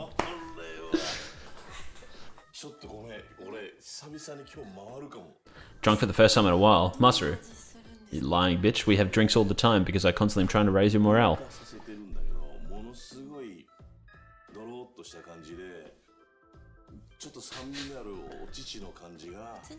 Until his dragon's heat gets to third gear.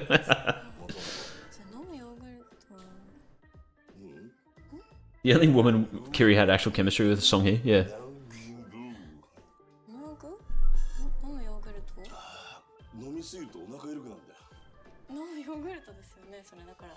That's not yogurt. That's not what yogurt looks like. Just realized he's missing a tooth.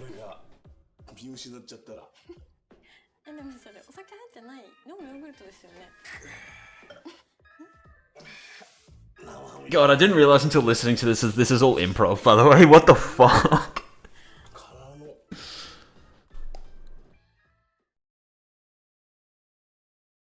Yeah, even Karu was awkward. Sayama, whatever. That was certainly something. Dude. Shut up. Who's next? It's... I don't know which one that is. Which one's which? Anyway, they're all them, and then that's the one I know. She's so, like, it's hilarious how tiny she is. Look at how short she is. Anyway. Oh, Tybell 5. The Neon King got one. Nice. Itchy, Holiday, Master of Light, and Mr. Newt Newt. Nice. And Shenanigans as well. You saying that before? Yes, there is two kinds of Kiryu. Actually, there's many kinds of Kiryu. But there's two important kinds of Kiryu that exist in every game. There's sub-story Kiryu and there's main story Kiryu, and they are not the same character. Here's... Holy shit, I just realized this is from Yakuza 5, this song. Can't believe it, they're still using it. Awesome song, though, by Chihiro Aoki, I believe. This one. Oh shit, which one was this? Is it Quiet Days? I don't remember.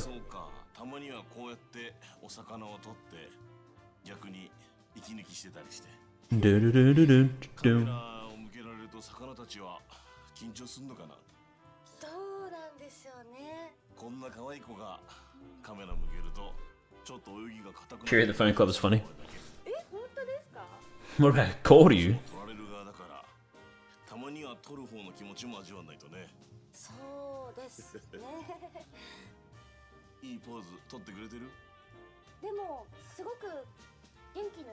Wait, I just realized as well, they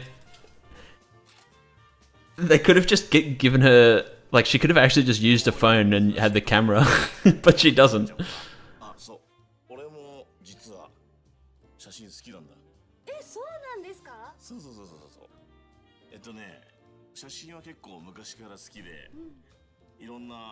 Every so often I often swear I can hear Noah calling me Joryu.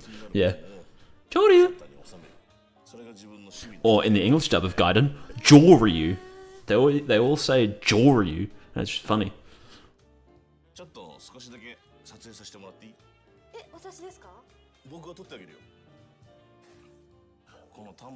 Obviously they aren't in the soundtrack, yeah. Well, this was one in the soundtrack, I believe. In the Yakuza 5, like, soundtrack 2. But yeah, there's definitely a lot that aren't.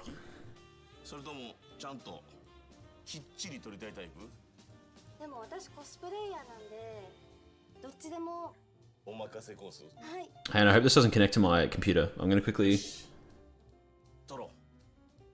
It's Quiet Mode by Chihiro Aoki. Here we go, here's me playing it through Spotify on my phone.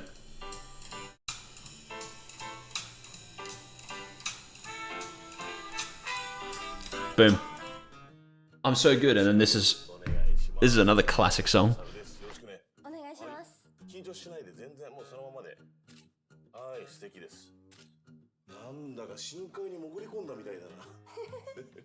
There's actually, speaking of, because obviously everyone knows that there's a lot of songs that they've never released officially in any soundtrack, like normally a lot of sub-story songs, which they did a bit in Ishin and 5, and then they just sort of stopped doing it for a while until, probably like a Dragon started doing it again. Anyway, here's some more weird shit. But, there's so many songs that they make for these games that they just play in like clubs and backgrounds and stuff like that. Because there's like a file that's just like all of the songs that play over speakers and buildings and stuff in all the games. That file is massive. There's so many songs that they just never released. Which is cool to think. There's a massive untapped market there, you know? But they'll never release them.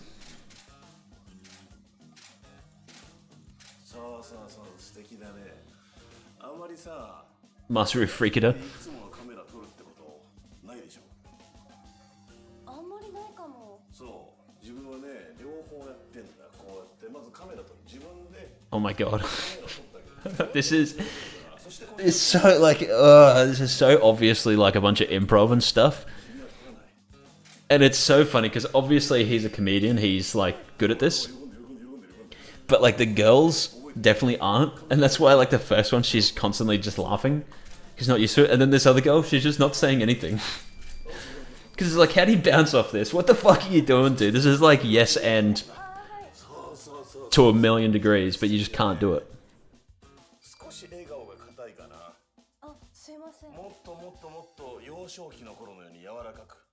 もっとあどけなく。 The English intro, yeah, I hope they release a lot of the songs that were exclusive to the like localized versions. これぐらいかな。 Here we go, here's this weird shit. I have seen this in the pre-rendered files, and I was like, what the fuck is happening?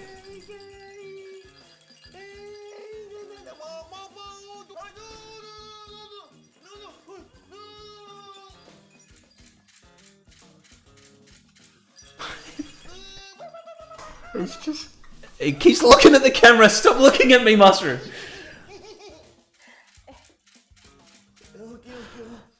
He literally just keeps on spiking the lens all the time. It's like, stop it, you're scaring me.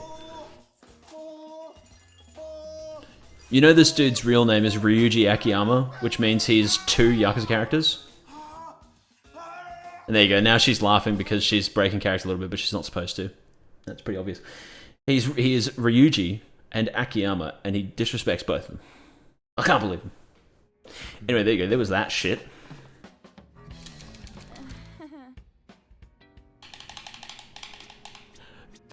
Also, just doing this, like, this is... All of this is so pointless. I made one decision that didn't matter, and now I'm just watching these cutscenes that are just fucking weird. What is the point of this? Genuinely. Oh! The fucking Yakuza 0 real estate music. Which I'm going to keep talking on top of because I still don't know if Yakuza 0 music gets copyright claimed.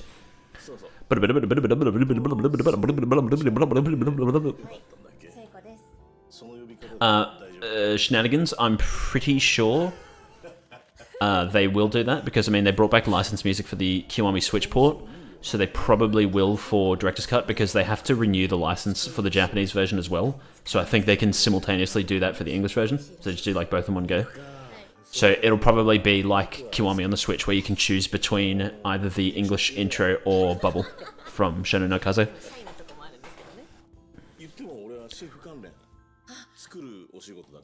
You can't be quiet in the kitchen. Huh?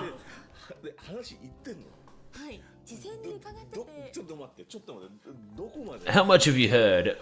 Majima didn't pick that chef option, but you've heard about me being a chef anyway because your options don't matter in dialogue?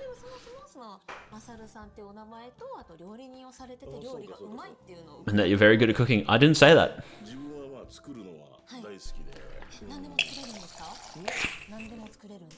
Next turn, if you come after me with a copyright claim, I will kill your family.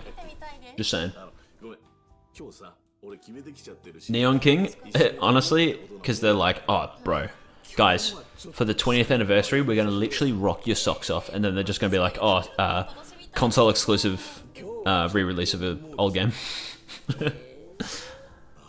Because it's also the 10-year anniversary of Yakuza 0, because the Japanese version of Yakuza 0, every time you launch it, says a 10th year anniversary project begins, because that was the big 10-year anniversary special was a prequel to the first game. Shifu. He's not talking to anyone. He's talking to Yokoyama off camera. Dude, what's wrong with him? Like it's so obviously improv. He just sat there thinking like what would be funny here. He winks. And then he does the Hitler mustache. I forgot about that. Yep.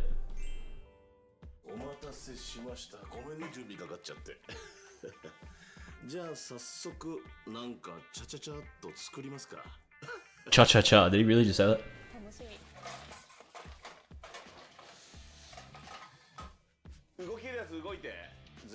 I need all the hands on deck here. So here comes the fact that I said before, is that this is not Masaru. This is indeed Ryuji, in quotation marks, Robert Akiyama. Because he doesn't know how to cook. Masaru does, but he doesn't. And it's just more weird shit. Like, if you're just playing this game and you have no idea what the fuck's happening, you're just like, what am I looking at? And they add the fake sizzling sounds as well. Nice. Look, if there was sizzling like this, there'd be steam. Come on, RGG Studio, you can't trick me.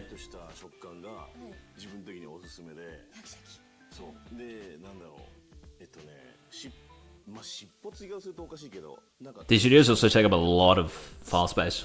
Not as much as the cabaret stuff from Garden, but a lot, which is funny. Oh, Jesus Christ! Big sneeze. Broke my back sneezing just then. The next one is the worst one. I've seen the next one, Psychic Girl.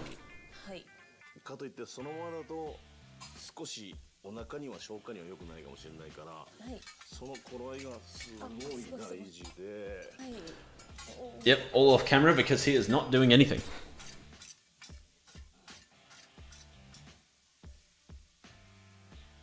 Yeah, it's not even, they're not even pretending like it's cooked.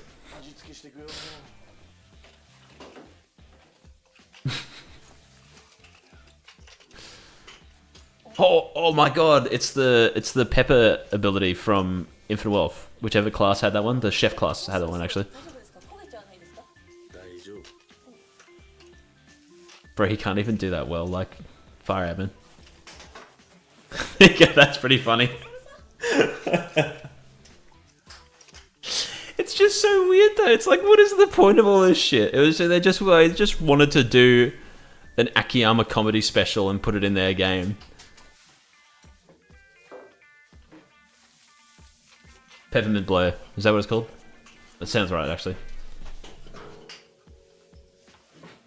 At least it's the sexiest. Nice meme, Nexus.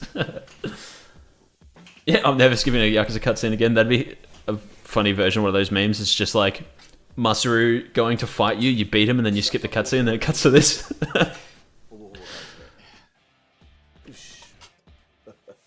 Yep.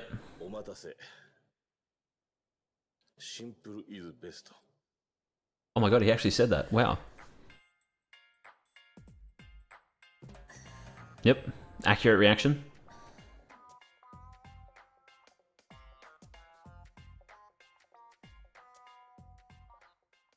Listen, lady, he didn't even cook that. There's not actually a grill there. It's just a bar table. And that's it. Yep. 88T's X like a dragon. Now time to talk to Shibuya. Boom.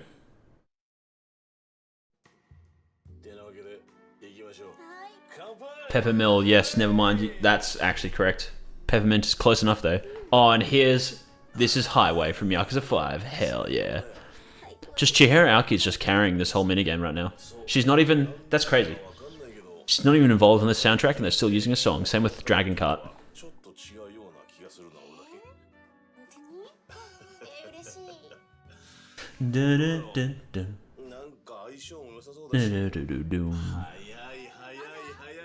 Probably cooked a 1-star dish.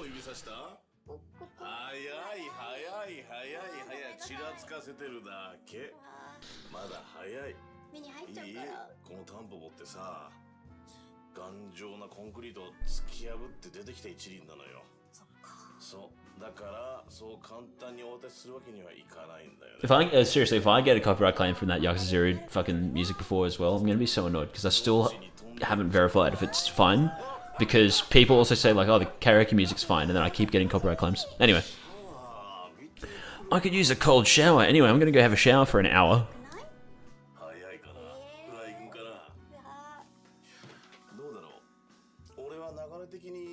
The vibes.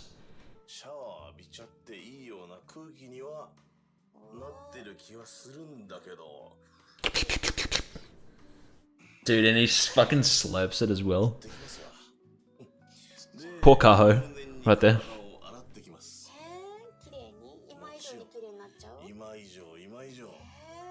Yes, Psychic Girl, in-game. She's also well, used to be a porn star, but, you know, so are most of the cabaret girls from these games.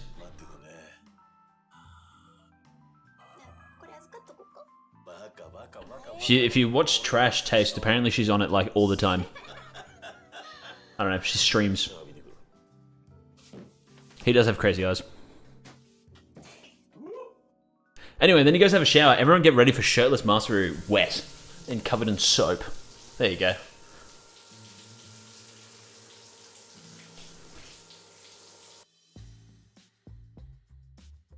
Oh, this is a classic song as well. I don't think this was official soundtrack stuff. I don't think. Maybe it was. Actually, no, I think it was. This is from Yakuza 4? I don't know.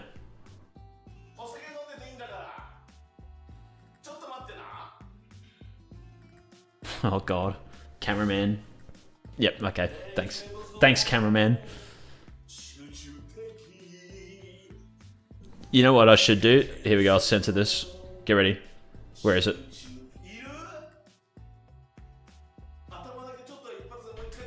Just kidding. And it's all over the screen. Yeah, and then she gets tired and then she leaves. That's how this goes.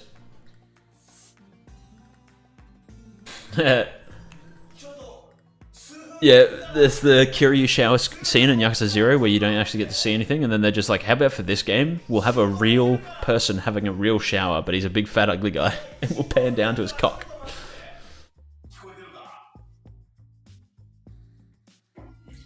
Cameraman is paid in free therapy sessions.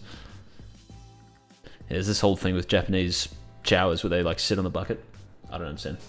Ugly? Oh, true, I take that back. Just fat.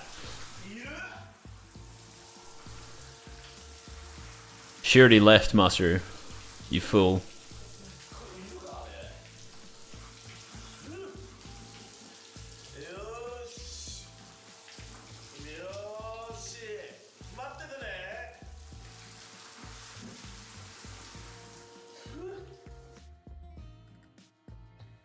You can see people moving in the reflection, I just realized. That's pretty funny. Oh no, she's left. Wow. Oh my god. Kaho didn't even get to do anything. She just sort of sat there, and then the whole scene of this was just the shower.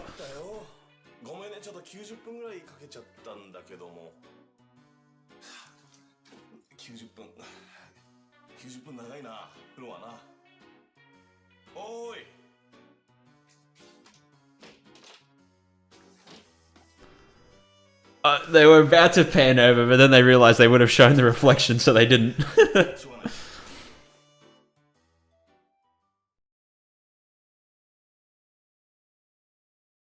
It's what men feel when we take an hour to getting ready. Bro, whenever I have a shower, I feel like I take like 10 years, at least. No, I don't want that. And the reason why is because all of it, I'm not joking, every single fucking thought I've ever had for a single video ever has either come to me in the shower or as I'm trying to go to sleep. So there you go. So if you ever watch a Snowiest How You Say My Name video, just know the whole video is shower thoughts. Here's another video. This is now... Is this a Sarah Yoshida song from Yakuza 5? I think? Oh no, never mind. This is from an older game. I think. I'm not sure. But anyway, someone else probably knows. This might also be a Yakuza 4 song. So is this the streamer girl? Ahuru.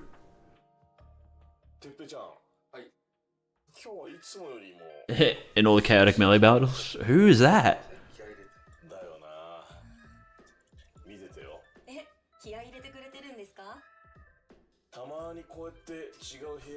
What if, dude, what if that was like Yokoyama? Damn, dude, that guy's cracked. He's a full fucking professional. Look at him go. I'm just watching him now. I'm not even reading the subtitles.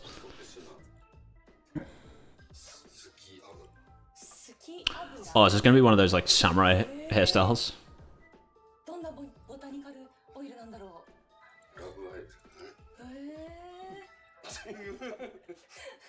More, again, just more improv. It's just, Like it's funny and stuff, but it's just so weird. The dude made a joke and it made Akiyama actually laugh. やっぱりこうやって目ちょっとねプライベートはこのメガネなんですよ。あ、さっきと違う。そうそうそうそう。五郎丸にいるときは Are the showers in Australia as backwards as the toilets? I have no idea what you mean. I know there's a whole thing of like, oh, toilets flush the different direction. I've never seen a single toilet flush in a clockwise or anti-clockwise direction.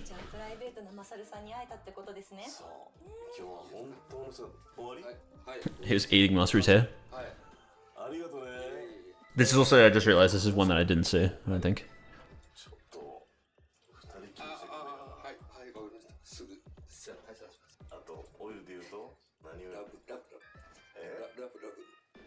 That's not like an actor or anything like that. That's like a real guy who does like the real hairstyles and shit.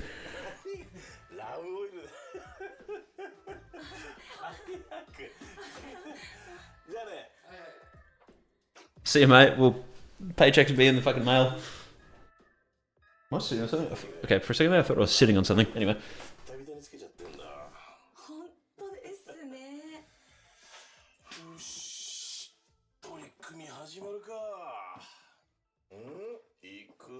That they're a game company? Yeah, literally.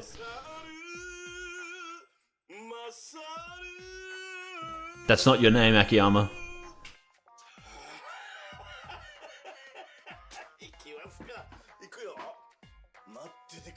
She's terrified.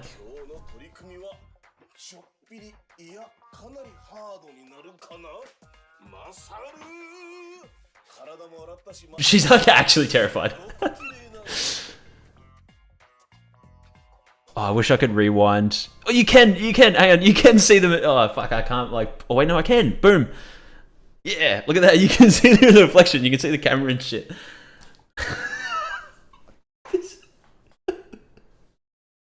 What is the point of any of this? Like, seriously, what is the point of this? They hyped this up as though this was like an actual thing people should be excited for. What the fuck?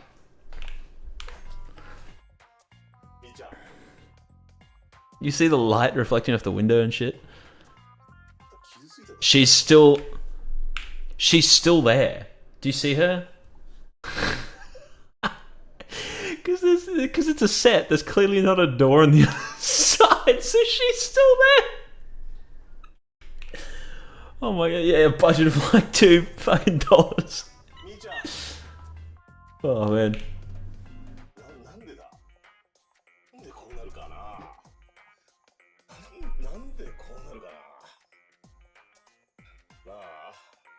Oh god, and this all, I just realized as well, this makes so much sense. This all would have been done in one take. All of this. Each thing. What is the point of any side content in Yakuza? True. I mean, this is exactly what side content is like. I'm just watching a cutscene and it's supposed to be funny. And then I get nothing from it.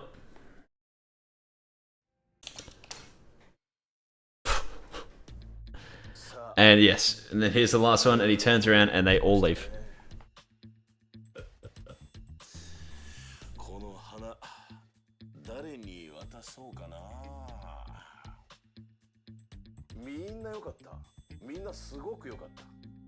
Dude, it's so funny too, like that they did the whole competition and stuff, and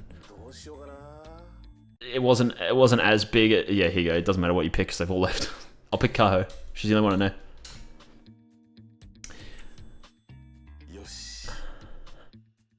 Oh, they do have separate versions where he says the name. Is that green screened? It really looks like it. Anyway.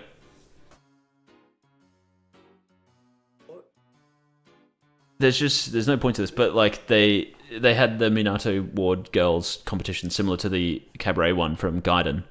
But I can see why they didn't really like, it wasn't as big of a deal for this one as it was in the other one, because that's it. That's all that there is. I've done the whole thing now. They've all joined my crew though. There you go, that's Kaho Shibio's actual voice actor. Voice. And I assume that's her too. Is only like one of them dubbed in English? What the fuck? Anyway, Mastery, you weird CUNT. And then we get her for some reason. Oh, partied with the Minato girls and found true love. I got that achievement. Woo! Hello, Goro. Sit. Yes. Yes. My sweet young boy. Beautiful Goro. Alright. What's the time? That's gonna be it for me. I'm sick of this shit. I'm sick of this shit. But, because I prepared it earlier and I didn't actually get to do it... No, I should make a separate save. Well, no, I have the video files. I don't really need the audio. If I want the audio, I can just pinch it from someone's YouTube video. So, boom. It took like half an hour. More than half an hour. Here we go. Coming over here to Spotify. I'm going to full screen this. We're going to... Do I still have... I do. Let me... Wait, actually, let me do this first. Get ready. Everyone get ready. Did I... Is it timed right? I don't know. Hang on, wait. Boom! You can briefly see Spotify there. It's not at all times. Let me pause. I don't know how this syncs up at all because this pre-rendered video file has no audio. Guys, look.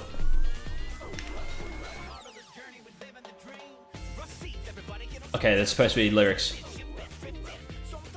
Spotify jump scare. Watch this, I'm gonna time it perfectly.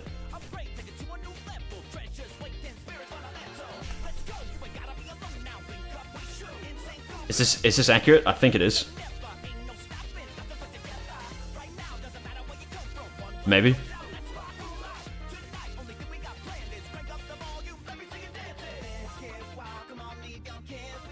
Probably.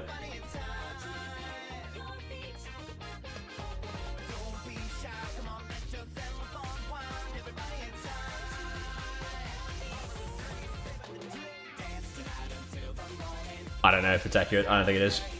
Whatever, here you go. It's accurate to how I did in the composer video.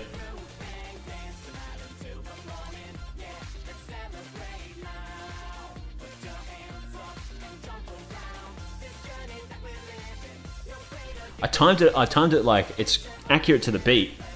I don't know if it's accurate to which parts play in which parts. Yeah, barely did jack squat with Michelle. I was saying before, yeah, she just sort of is like, hello, and then dies.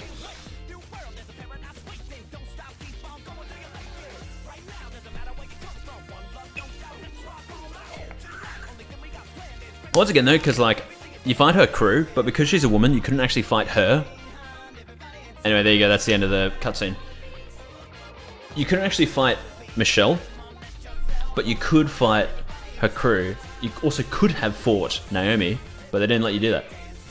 But there you go, that's another reason why she doesn't really do much.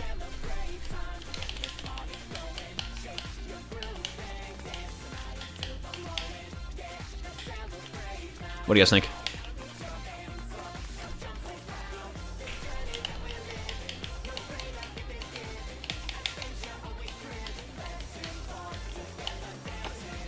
Get out of the way, Goro.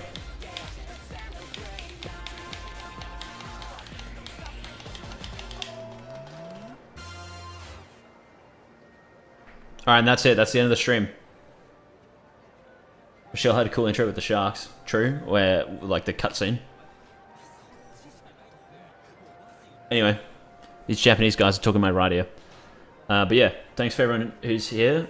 I don't know when I'll stream next. Didn't stream last week because I was busy doing IRL stuff on the weekend. I apologize, but there you go. I beat the whole thing and I did the shit fucking Minato girls thing. Part of it was funny, but not for the parts that they wanted to be funny. It was for the parts where it's like, I could tell it was improv and whatever.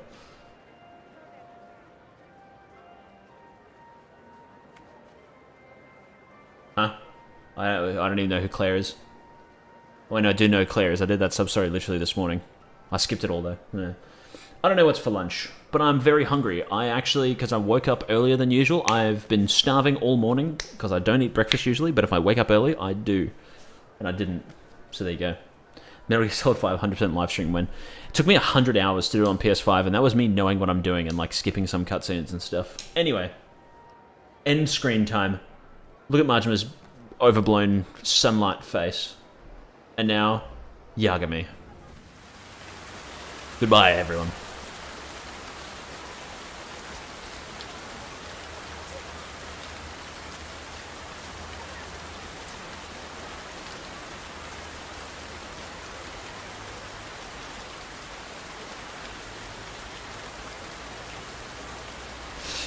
And I'm here temporarily to say some NPCs are fighting me right now.